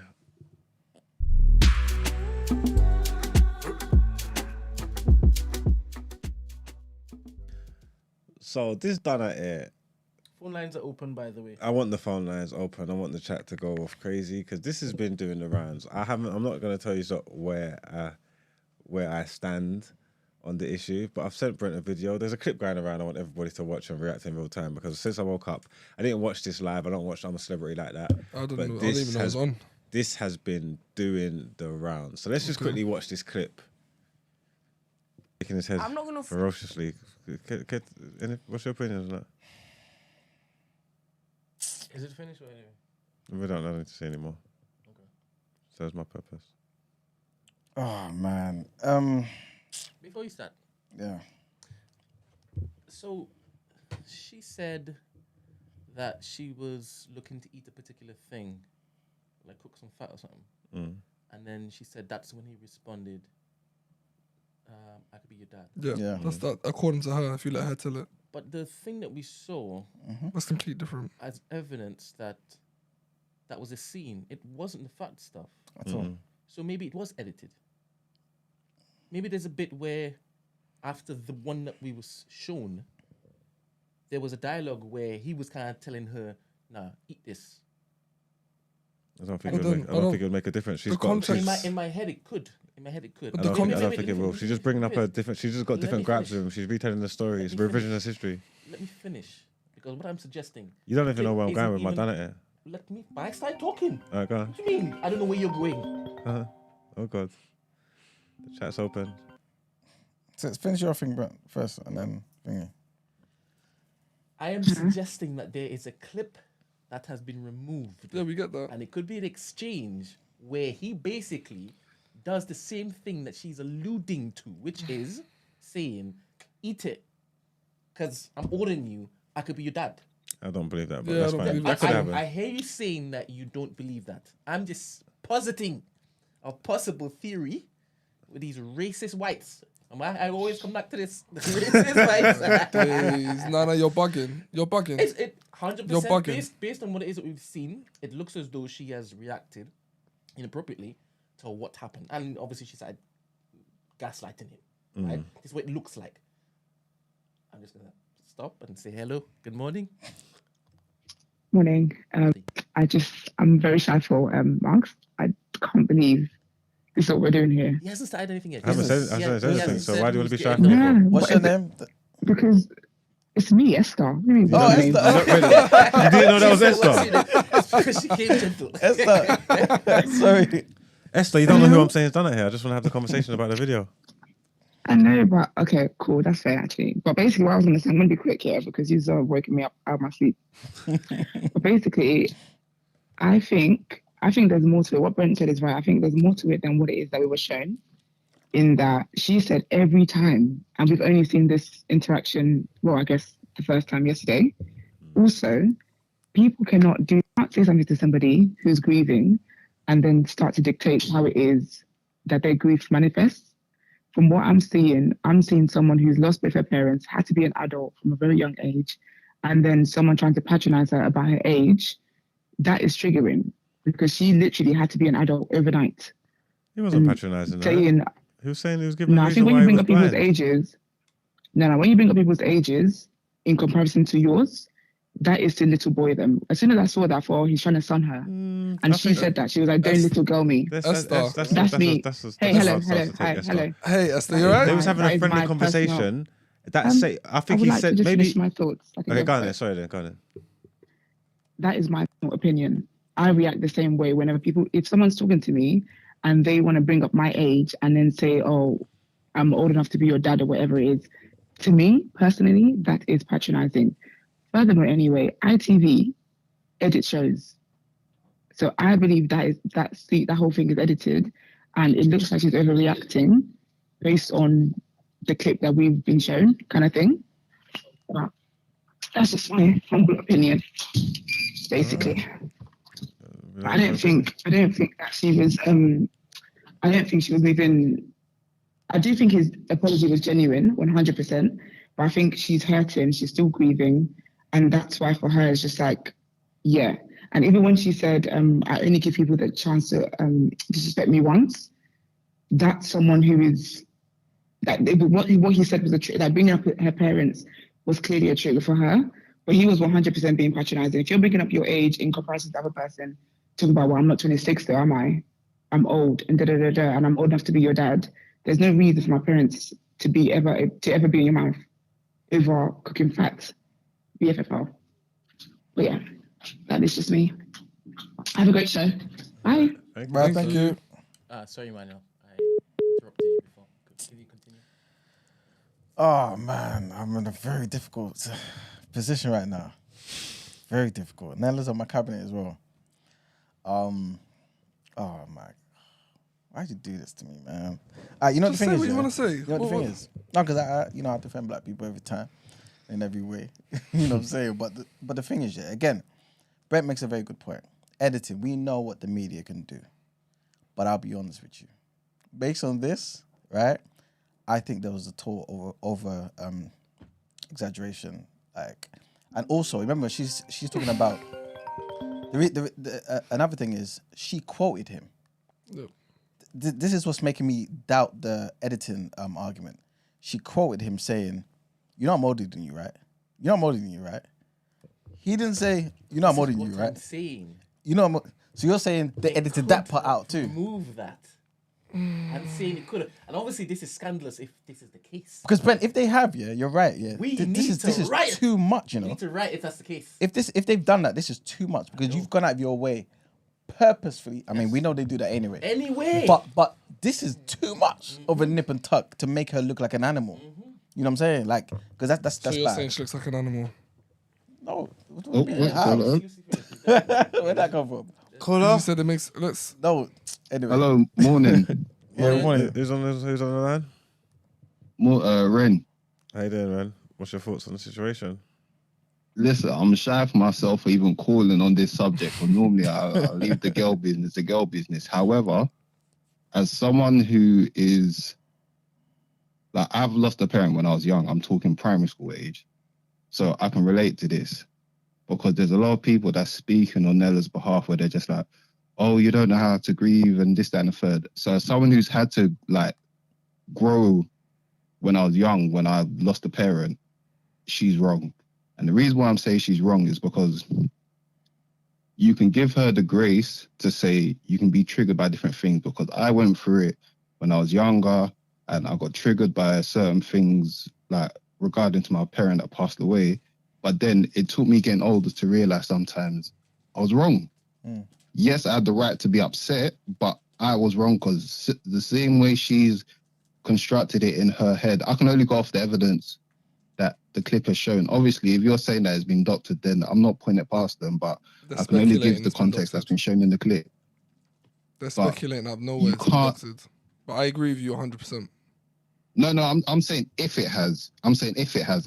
I'm not saying it has or hasn't, but I'm saying if it has, fair enough, but I can only go off what's shown in the clip. I remember when I was younger, and there's certain things that triggered me about my parent that passed away, and then I'll get upset at people, I'll project on them. Now, was I in my right as someone that's gone through that grief to feel like that? Yes. At the same time, I think people need to stop taking sides and realize two things can be true at the same time. Was I right to feel in my grief away? Yes, I was. At the same time, I can look back and also say, I wrongly projected on people because I was hurt. And I feel in this situation, that is what she's doing. And it doesn't make you against her. It doesn't tear down a black woman if we do that. And I feel like sometimes as a community, we need to stop seeing things as because we disagree, we're just tearing down the whole community. Sometimes, no, we are speaking on that person and that situation. Is not tearing down a black woman, is not doing none of that, is realizing, guess what? You are right to feel grief. You're right to feel how you feel. At the same time, you cannot project your trauma onto someone and then be like, it's right because that's how you feel. And I feel like sometimes with these situations, and it's more from social media wise, it's like people feel like you have to choose sides. And it's like, no, I'm sorry, it isn't. And I get it because sometimes it's like, oh, we don't want black people to look bad on the show and we have to stay on code. In all honesty, we shouldn't be on these shows sometimes, man. Listen, the cards are not in our favor in those type of shows. And I feel like sometimes we're doing what Nella's doing, well, some of us anyway, we're mixing too many things, because some people are just like, well, if you don't back Nella now, you're going to make black people look bad, which is untrue. Because at the end of the day, the races are going to be racist no matter how much you try to rationalize with them. Do you get what I'm saying? So, well, yeah, that's all I'm going to say about that. Normally, I like to stay at this because I feel like this is none of my business. But I think it's more on the factor of coming from someone who's had to grieve a parent whilst young. I don't like how some people are being obtuse on both sides. But yeah, I'll say that on that. Appreciate the call. Thank you, fan, man. Appreciate that. Love. Love, man. So you guys think it makes her look bad? You think it's a bad look? I think everything that we saw in the context of that video, it does make her look bad. Because she asked him, does he need glasses? From what I'm saying, from what I've seen, she asked him. He then brought up, I can't, my eyesight isn't as good as it was, from what I remember. Then I swear she was one who brought up age. He said, oh, I'm 50. He didn't say it like, you know, I know what Esther's talking about when someone just comes up to you and they son you and they're like, oh no, you little kids and da-da-da. But I don't think he meant it in that way anyway. And also what I didn't like is, yes, we can't tell no one how to grieve. I understand. But she didn't broach the subject with him. If you're offended by someone, you need to get their intention. Language is everything. important. That's an old saying. I'm old enough to be your dad. Yeah. That's an old saying. Yeah. It's an old saying, but that's not what he said. He said it at a detriment to himself. No, he said I could be your dad. Yeah. But I think that could be taken. That's what he meant, though. Yeah. Of course we understand that's what he meant. I'm old enough to be your dad. Whatnot. It definitely could be taken the wrong way. But intention, what I'm saying is intention is important. Instead of her trying to ascertain what he meant or whether it was disrespectful, she took it as straight disrespect. And then when he apologized, she didn't take it. She didn't let him speak. I think that shows a lack of maturity. Caller, who's on the line? Yo, it's good. Who's speaking? It's Ed. Oh, go on, Ed, man. What are you telling me, man? Yo, bless, man. What's up? Good. What's your thoughts? I didn't hear all of what Ray said, but most of it I agreed with from what I did hear. Like, it's sort of two things being true at once in terms of that. Even what you're saying now, with literally the words he said when he's saying "I could be your dad," like, I think of it just in terms of the hood thing. I think of it just in the hood. If a man goes and says to you, "I could be your dad," like, that's in hood maths. We take that as like, yo, that man is son of me. That's the thing. That's just the son. That obviously logically, yeah, we know. He, that Fred guy ain't obviously from that world, so he's clearly not meaning it in that way. But your brain naturally triggers to a man saying that. It's like, sorry to cut you. Sorry to cut you because Iman's shaking his head. Look, we know that saying, I'm old enough to be your dad, yeah. We all know that saying, yeah. But if they actually have had a conversation about her losing her partners and whatnot, I mean, losing her parents and whatnot, and you just blasé in big conversation talk about reticence, nah, man, I'm old man, I could be a dad, man. That is very, very inconsiderate and whatnot. Because at the same time, you know how we move. Like, why you even mentioning? No, but why? Because of the context, he was busy cutting up an animal. No, if he said I'm old enough to be your dad, the rest is there. But he said it. She said it. What he's like? Well, I could be your dad, man. Like, she ain't got no dad. Like, who are you talking to? No, everything needs to be taken in context. The whole situation needs to be taken in context. She's talking to him while he said he can't see. Huh? No, I'm saying from the outside, yeah, of course, yeah, 100%. I hear you in terms of from the outside, and I'm agreeing 100% in the logic from the outside of it. Yeah, it's like I hear it from the outside. I'm just saying from her thought perspective is like, why is man trying to son me? Like, it's just that's just. But wait, hold on. Let me land. Hold on. So while he was cutting up the animal, and talking about his age, everything is in context. Because what Ed is saying is correct. Everything you just said earlier, I agree with you. People say, well, it depends on where you come from. You said he's not from here. So he didn't probably mean it in that way. He wasn't trying to stun anyone. He was trying to cut up an animal. English isn't his first language. And they're already in the context of talking about age.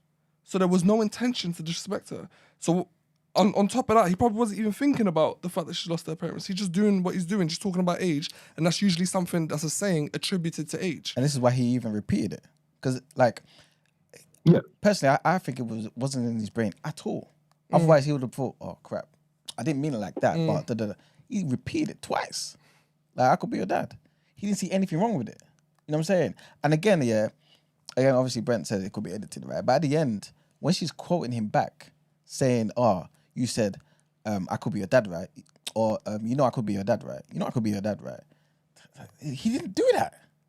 You know what I'm saying? Like, he just didn't do it. It's that simple. Correct me if I'm wrong. Her, and obviously, like you said, I don't watch the show anyway.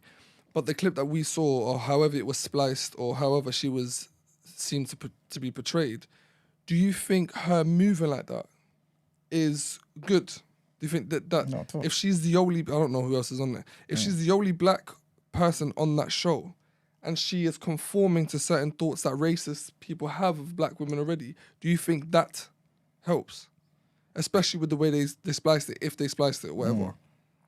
No, but this is what makes it No, criminal. that's the L for us still. You know what I'm saying? Like if they actually chopped it up and put it out there to purposely make it look this particular way, then obviously we know, again, it just adds to the agenda. Again, we know the media can do this. But I'm trying to connect dots. You know what I'm saying? And this is why I kind of have to focus on the context, like you said. The fact that it was done in darkness, the fact they were talking about eyesight, the fact that he mentioned her being 26 when he said, oh, I'm not 26. Oh, how old are you then? I'm 51, right? And then afterwards, quoting him and saying something he didn't say. I'm trying to defend. I am. Yeah, no, I hear it. That's facts. I hear it. That is one thing we can all say, that we've been in arguments, you know, where a Don starts, you know, they've twisted the words that you said, or they twisted the inflection of the way you said it.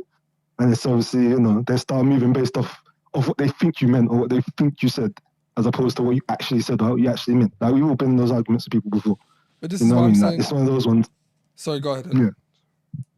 Oh no, I was just saying, but in the same way, you know, that's clearly a sensitive spot for her, innit? In terms of like, you know, her parents, any sort of reference of it is clearly a sensitive thing to her. Hence why I assume she's pretty quickly early in getting to know them, not just trying to be like, hey, look, explaining about her situation with her parents. Like, clearly that's something that's, you know, that still affects her, you know, hella to this day. Like, oh, it affects anyone, I assume. You know, it's going to affect you to this day. And obviously, you know, she's still dealing with that. She's still processing that. So obviously, you know, if she's getting sensitive because of that, it's like, I can understand from the perspective of you've heard someone say and make a reference to your parents, which is sensitive to you, and then, like I said, you maybe misheard them, or, you know, in sort of heat of the moment, you've sort of not listened to them properly, and you're just sort of taking it a certain way.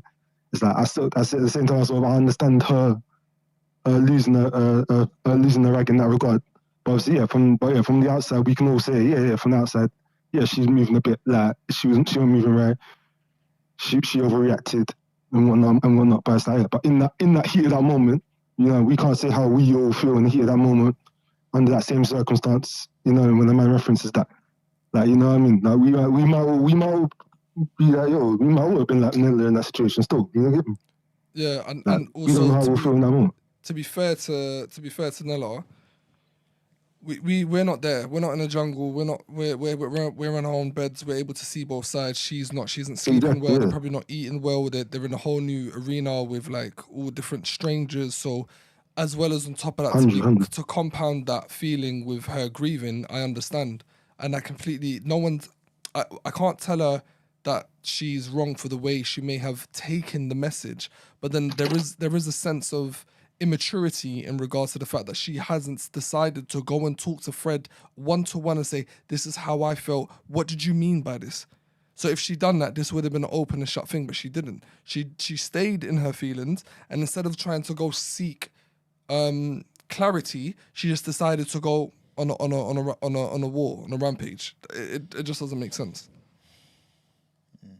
Yeah. I definitely hear that. I can appreciate that. Yeah, that she's wrong in that. But then again, like I said, we've all been in arguments where people just won't listen to you. Like, once they've got the idea in their head, they don't listen. Yeah. It's an immature way of thinking, but we've been those. Yeah, it's an immature thing. But we've all been there still. You know what I mean? It's one of those things that we can't sit and pretend that we ain't never seen that before from somebody where they just don't listen to the words you're saying. That's me. Don't want to hear the words you're saying. That's me. I do that on nearly a weekly basis. basis. Facts. Yeah. You get me? Facts. All right. Thanks for the call, man. Safe, Ed, man.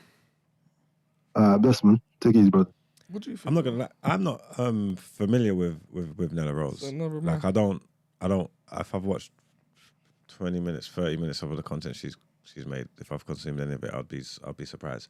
So I don't know. Obviously, I know who she is because she's massive, but I don't know who she is. You know what I'm trying to say? I don't know what she's capable of. I don't know if she's showed this kind of side before, if she's usually short-tempered or whatever it may be. I don't know what her tolerance levels are, innit? This is like my first interaction with her, seeing her like this. And no one can't tell her how to react or how to feel. You know what I'm trying to say? Like I said, if she's grieving, if it was raw, like some people might be saying he never said nothing. I'm of the opinion that it could have been taken the wrong way. She's within her rights to take it how she took it. I think the fact that she went and slept on it and then she's acting the way she's acting and he's calling her name, she's just ignoring him and then don't want to accept his apology and saying that you go on your side, I go on my side. I think that it's not just maturity, it's probably like emotional immaturity. She hasn't got the emotional maturity to deal with the situation how maybe I would have liked to see her deal with it. You know what I'm trying to say? Like, it doesn't make her look nice. It doesn't come across in a good light. You get me? But, I mean, we don't know how she's feeling. We don't know, again, the way things edited, we don't know every interaction that they've had. You get me? To her feelings like that might be validated. Maybe not off the one clip that we just saw, but due to their experiences, it might be validated. So we don't know. So for me, I'm not going to like crucify her for it, but it doesn't look nice. Like when I'm watching it, but it doesn't look nice. I would like to think he was a nicer person than that. You know what I'm trying to say? Especially once he's come and he's apologized. It seemed sincere, innit? Yeah. It seemed sincere. So I would have liked to think she was a nicer person than that. She could have dealt with that in a different way. But again, I'm doing that projecting stuff, guys, because I would have liked to deal with it. You get what I'm trying to say? Like, it's cool on camera. It's embarrassing. It doesn't necessarily look good, but I'm not necessarily making her done it for it. Caller. Yo, what's everyone saying? Who's speaking? It's MLD in the chat. Well, MLD, formerly what's your known thoughts? as Ghost of Quay. What you say, man? You right? Yeah, what you man saying? Yeah. I'm good, man. What's your thoughts on the I situation? just want to talk about the Nella Rose thing, innit? Yeah, go off, man. Yeah, so I think the issue with Nella, the way Nella reacted, if she reacted like that initially, like as soon as the comment was made and she just almost lashed out like that, I think that would be way more understandable. But I think because she slept on it and she still came to that same conclusion, it just looks bad. You get what I mean? Like, I agree with Ramsey in the sense of like, it's about the intent of what he said. Obviously, he didn't mean to violate her. But like, when you're old, I feel like that just becomes one of your verses, isn't it? You always use that line. Like, I'm old enough to be your dad, just to make yourself more right than you actually are. You get what I mean? And it's interesting that Nella said, you can't do the small girl thing to me. Like, you can't little girl me or whatever she said. Because she probably knew that he was already going to go down that line. And they probably already had conversations that wasn't aired. Because even when she was getting at him, she was saying stuff that we didn't even see him say. So they've obviously cut some stuff out. Like, facts, 100%. So they're making it look worse than it actually is. Because obviously we're going to give Nella the benefit of the doubt because she's black and like she's like one of the people's champions, isn't it? Like, but the other side of the world, the other side of the UK, listen, man, she just confirmed everything they already believe about black people, especially black women. Like, and it's sad, but essentially that's all it is. But all we can do from our end is just hail her up when she comes out eventually, because there's going to be a witch hunt for her at this point. Yeah, you're right. Like, Especially they're going to be since it's against Fred. Yeah, exactly. Fred's the champion. She can turn it around, but they might. If there was a vote to get her out of there, they'll probably get her out of there now. Innit? Yeah. She's gone. She's done, man. She's cooked. She's cooked. It's sad, but It's gonna start a it civil is war. what it is. It's gonna start a war. Yeah, basically. She's out, man. Well, I think. What was I gonna say? But obviously with Nella, when it comes to dealing with stuff related to trauma, it's hard to like sort of contain your emotions and think logically. And obviously as well, Nella's only 26. She's still young. She's still learning about herself. Like, she said that all of this happened 4 years ago. That's still kind of fresh, like, especially with dealing with loss and stuff like that. And I've lost like a couple people the last couple of years, like to just like a couple of mad things. But if someone was to say something crazy to me, I can't 100% say I'm not just gonna bang them in the face, even though I like to think I'm a logical person. But that's the thing though. Like the prerequisite there is it being crazy. You know what I'm saying? So I guess obviously in this situation there, she would have to see it as crazy. But I don't know. From those clips, it just seemed like the conversation made sense. It was just context, and you know what I'm saying. Like, and I think what you said earlier about if she reacted in the moment, that would have made the most sense. Then you could be like, okay, cool. Oh no, I didn't even mean it that way. But her sleeping on it made everything worse. It can sometimes though. When you're grieving, it can. Yeah, and she's still doing the thing. She ain't eating his food. She don't want to be near him. She don't even want to breathe the same air as him. Like, it's all mad, bro. It looks crazy on camera. Like, I don't think she can backtrack kind now. of stuff that people do on Twitter, but She's gonna need some food soon, blood. Come on, man. No, but imagine, I know you don't want to eat all kangaroo and all that, but come on, man. You need something. Like, I think Esther brought up a really good point in the chat. She said if it was a white woman, the witch hunt wouldn't be as strong because they'll empathise with her, and I can't help but to agree with that. Who's they? Who's they would empathise? As in the status quo, as in the viewers. If it was a white woman reacting like Nella, they'll be like, oh, you know, she did lose her parents. Oh, you know, she's this. Oh, you know, and I agree with that. That's because it's 3% of us. But if it was a white woman, I'll be honest with you, I'll be going hammer. No, I will. You know what I'm saying? So I'm. But race. No, I agree with what Esther's saying because race does play a part. The fact that she is a black woman acting like this, one, already the racists have a stereotype against it. Sure. It doesn't help her. But I agree with Esther. I'm not saying I would. I hold everyone accountable. I don't give a shit whether you're black, white, or green. But that is a very good point. That it won't help her. Which then adds to the point that she will get voted out, which is sad. Yeah, I agree. I agree with what Ramsey's saying. Yeah, but like obviously, like I said, we can give her the benefit of the doubt because we know we just look out for our people in it. Well, I like to think we do, but they already think black women are like that, and she just confirmed it. That's all that's happened, innit? They're not trying to give her no benefit of the doubt. Like we watched Love Island not too long ago, yeah, and the way Whitney was dealing with what's his name, French Montana.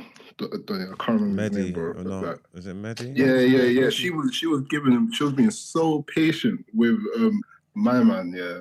But to the point where it looked crazy. Like, why aren't you wilding out on him? Because she was very aware that the way the public is going to see her lashing out is very different to how someone who wasn't black would lash out. When Whitney was in 100% like within her rights to wild out on him because he was moving mad. Yeah, I think the backlash. If it was a white woman, the backlash would be different within the community, but it's only because we haven't got a horse in the race. We don't care in it. But the problem is when black people get on platforms, whether it be any kind of platforms where they're going to be elevating and stuff like that, or like they bear the weight of the black community on their shoulders, isn't it? Like anything that you do, you think it's like it represents us, isn't it? Yeah. That's why if someone does something good, everybody wants to get behind it and champion it because it's holding us in a good light. If someone does something bad, people don't like it because people who don't know any better, ignorant people, are gonna tar everybody with the same brush, innit? You know what I'm trying to say? And obviously there is stereotypes out there, negative stereotypes and tropes that they say around black women, and people feel like this is her playing into them, and it's just not a good look for everybody else. So that's why it would be lesser if it was a white woman because the care's lesser. No, like white people gonna act however they act, and that's a lot of pressure on Nella to carry as a 26-year-old on a national TV show. That is a huge pressure for her to carry. Which again, it probably adds on to the fact that that's why she's receiving messages differently on a different environment with strangers. But then it just adds to my point. Just hash it out. You need to be able to know, and even with that, then it's kind of a double-edged sword. So she's got huge undue pressure on her due to racism. But then I feel like it's now her due diligence as a human being to go and deal with it in an amicable way, if that makes sense. See what happens. They got more time in there. They might hash it out. There's time for redemption. They might sit down and have a conversation and talk. I hope so. She's only 26, so she needs to if she wants to stay in there, and if she wants her image to be better. You know what I'm saying? Because obviously, like her progression and doing certain things, working with Channel 4, doing all these type of things there. I don't think that would be messed up. I don't think that would be messed up. Public opinion. She wasn't that bad. She's not an abuser. So, hey, when you're black, bad is that bad. Telling you. Yeah. So I'm not even gonna lie. Like, you never she know. hasn't even That's done crazy. anything mad, but she's cooked. I hope not. I hope not. She's not. I I hope it's just they don't like her on the show, but not going to mess up any business opinions later. It's You messed never up. know, man. It happens with less, I think. Yeah.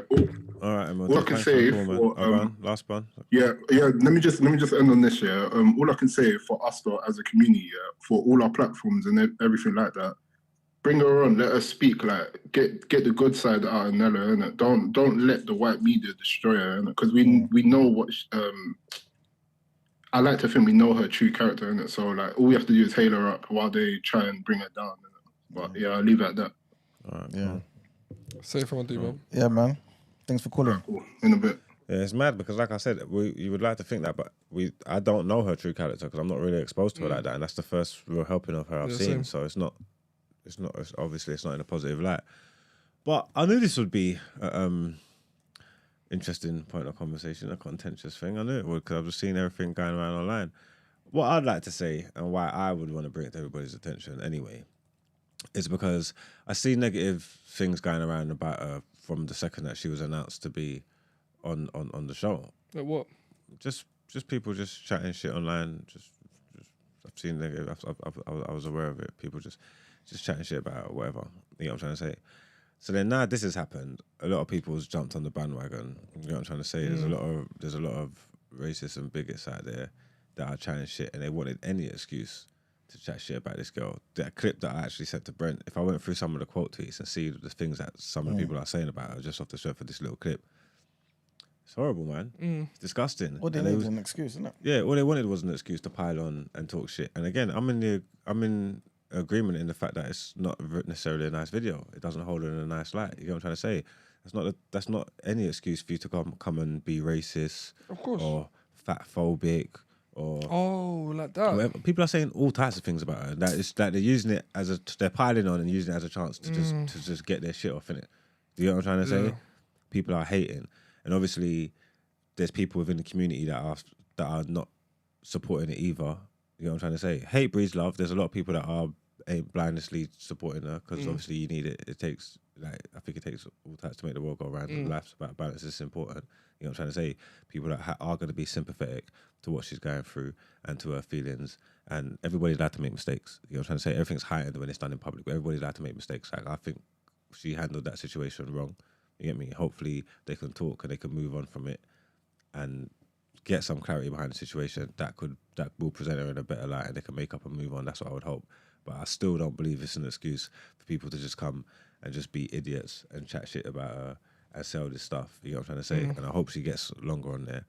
So my done out here is the people that's chatting shit about her, to be honest with you. You get me? That's who I want to be done out here. You get me? Like I said, I went through those quote tweets. I went through a lot of them. And some of the stuff that people are saying is unjustified. You know what I'm trying to say? Like, and it's the whole witch hunt mentality, like you're saying, just draw people down, just want to jump on it. They're getting all their racist shit off, getting all their dumb jokes off, getting that just being offensive and that. And there's no place for that, as far as I'm concerned. You know what I'm trying to say? Fuck them. You get me? Big up Nella. You get me? We'll support you here at the show. You live and you learn. It just shows her age. That's it. That's the worst of it all. She's 26. That's it. She's maybe like a maturity, but that's the worst. She didn't do anything brazy. She didn't move mad. She didn't do anything flagrant. Like, she just reacted the way she reacted through trauma. That's it. Done. Yeah. Well, hopefully she gets a chance to rectify it, man. She can be better. But like I said, all those racist bigots in online using it as a chance to chat shit about someone you don't know from nowhere as well. You get me? User are definitely done it here. Yeah, suck your mums.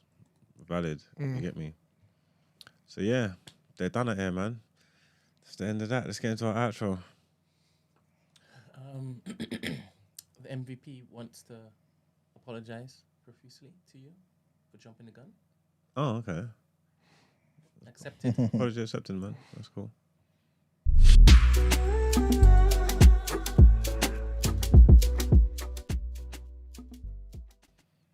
That was a great show. Thanks for everybody taking part, everybody in the chat, everybody in the phone lines. Make sure you like the video before we get out of here, because I'm not sure what the count is, but I'm pretty sure I'm not going to be impressed by it.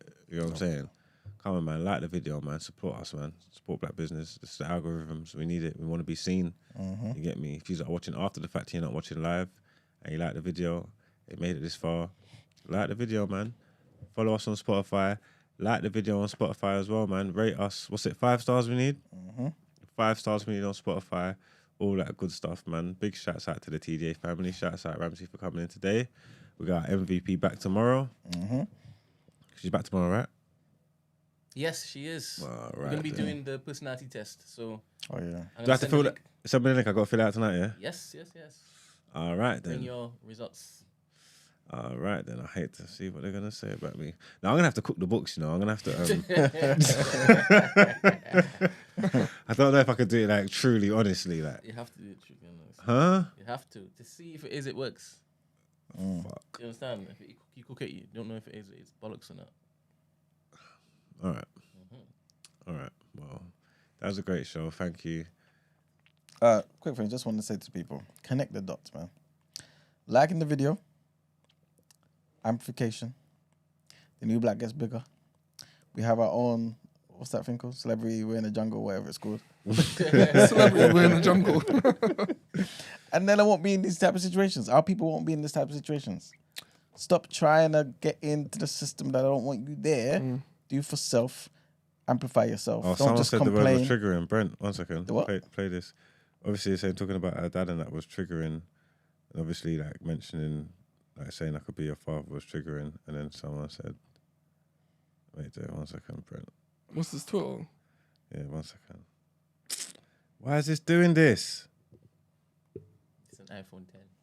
It's not a 10. 11. Take this, Brent. It's not even an 11. Should have been. Let's see how long it takes for you to receive it. These are rude out here, you know. What happened? No, there's just huh? Received. Come on, play it. These are rude. I said, Daddy. Father. Daddy. Man said she. Well, and the rest was ticket game. I saw Mitch. I said, Daddy. Father. Daddy. Well, and the rest was ticket. Context, what is this? Her describing Mitch as daddy. Who's Mitch? Craig Mitch from Kick Game. Light skin you. Okay. So, I think the point that they was making is they're saying that obviously she was triggered by saying that the father is his tail, but she's referring to the next man. She's referring to the next man as daddy. Like, I know it was. That's why I said I just wanted to share the joke. Oh. I wasn't saying I agree. I was just trying to how people's mind work. Failed joke. Hello. Hello. Good morning. Hi. I know Mark. I know you worry, Mark. Don't worry, it's cool. I just wanted to whoever tweeted that video. This social media thing is a very scary something. And what about it? Guys, we clearly can see that Nella is saying daddy as in, oh, zaddy, like somebody being hot, right? Yeah. And also, it's different when somebody else brings up the joke anyway. Even if Chloe was doing a heartfelt interview, Nella would be the one bringing up her. Do you know what I mean? Like, so it's actually completely X and Z, and the two lines are parallel. They're not even touching each other. That doesn't even make any sense. And I think I'm not shocked, but I'm disappointed that the country basically went down this path of being xenophobic and fatphobic and everything towards Nella. Because like I said, and it's so funny, Chloe's first example, if it was Chloe this happened to, yeah? I'm telling you guys that little tiff share between Fred, that would be in her quirky highlights reel towards the end. Like when she left, they would play that on the and be like, oh, you know, you had things spiced up a bit with you and Fred, didn't it? And then that would play and then play something else next. It would not be a big thing. And it's really sad because probably Nella's going to get voted out now. And really and truly, possibly we wouldn't know Nella, but we kind of do understand her personality. And I'm pretty sure in a week or so, she would be fine with him. She doesn't hate the man. And some people don't really understand French culture. I could tell he was being genuine. I want to say, guys, when you're hungry, they purposely make you hungry there. They want the emotions to be heightened. Something like Nella is actually what they wanted her to do, basically. But it's just sad that it happened to be the black girl that did it. And that's sad because obviously, should we only be actors then? Should we not go into reality TV whatsoever? Because if we're there, we can't actually be ourselves. She's not completely right. Of course she's triggered. But I just think people are wild. I'm so sorry. But anyway, leave you guys to it. Vibesy, Guys, like the video. Before you go, Vibesy. What is it again? you mentioned the whole do for self, man. Should we you don't get my nerves. Listen, should we build our own jungle? Or should we claim back the Amazon forest and our own natural resources from the white man? When was the last time you went to Africa? Good night. There's no jungles in Africa, no? No? Like I said, we need to claim back our resources because a lot of us don't own them. And that's what happens when you do for self. That's what I'm trying to say to you. So like the video, algorithm up. Let's build our own businesses. Let's connect with people back home and do for self. And build our own jungles? No, you just go to one. Sir. It's back home. We're not building anything. Sir. Not building a jungle in Essex. Guys, like the video also to disagree with Iman because obviously we're not going to make you can't disagree with me. I'm speaking facts. Our parents are trying to get out of the village. Our parents trying to get out of the bush. No way our parents will support us making a reality TV show where we eat bugs and lie on the what and get mosquitoes. Be serious. But you're sitting in front of the TV. You're sitting in front of the TV watching us in the jungle. This is a joke thing, man. We're done out here.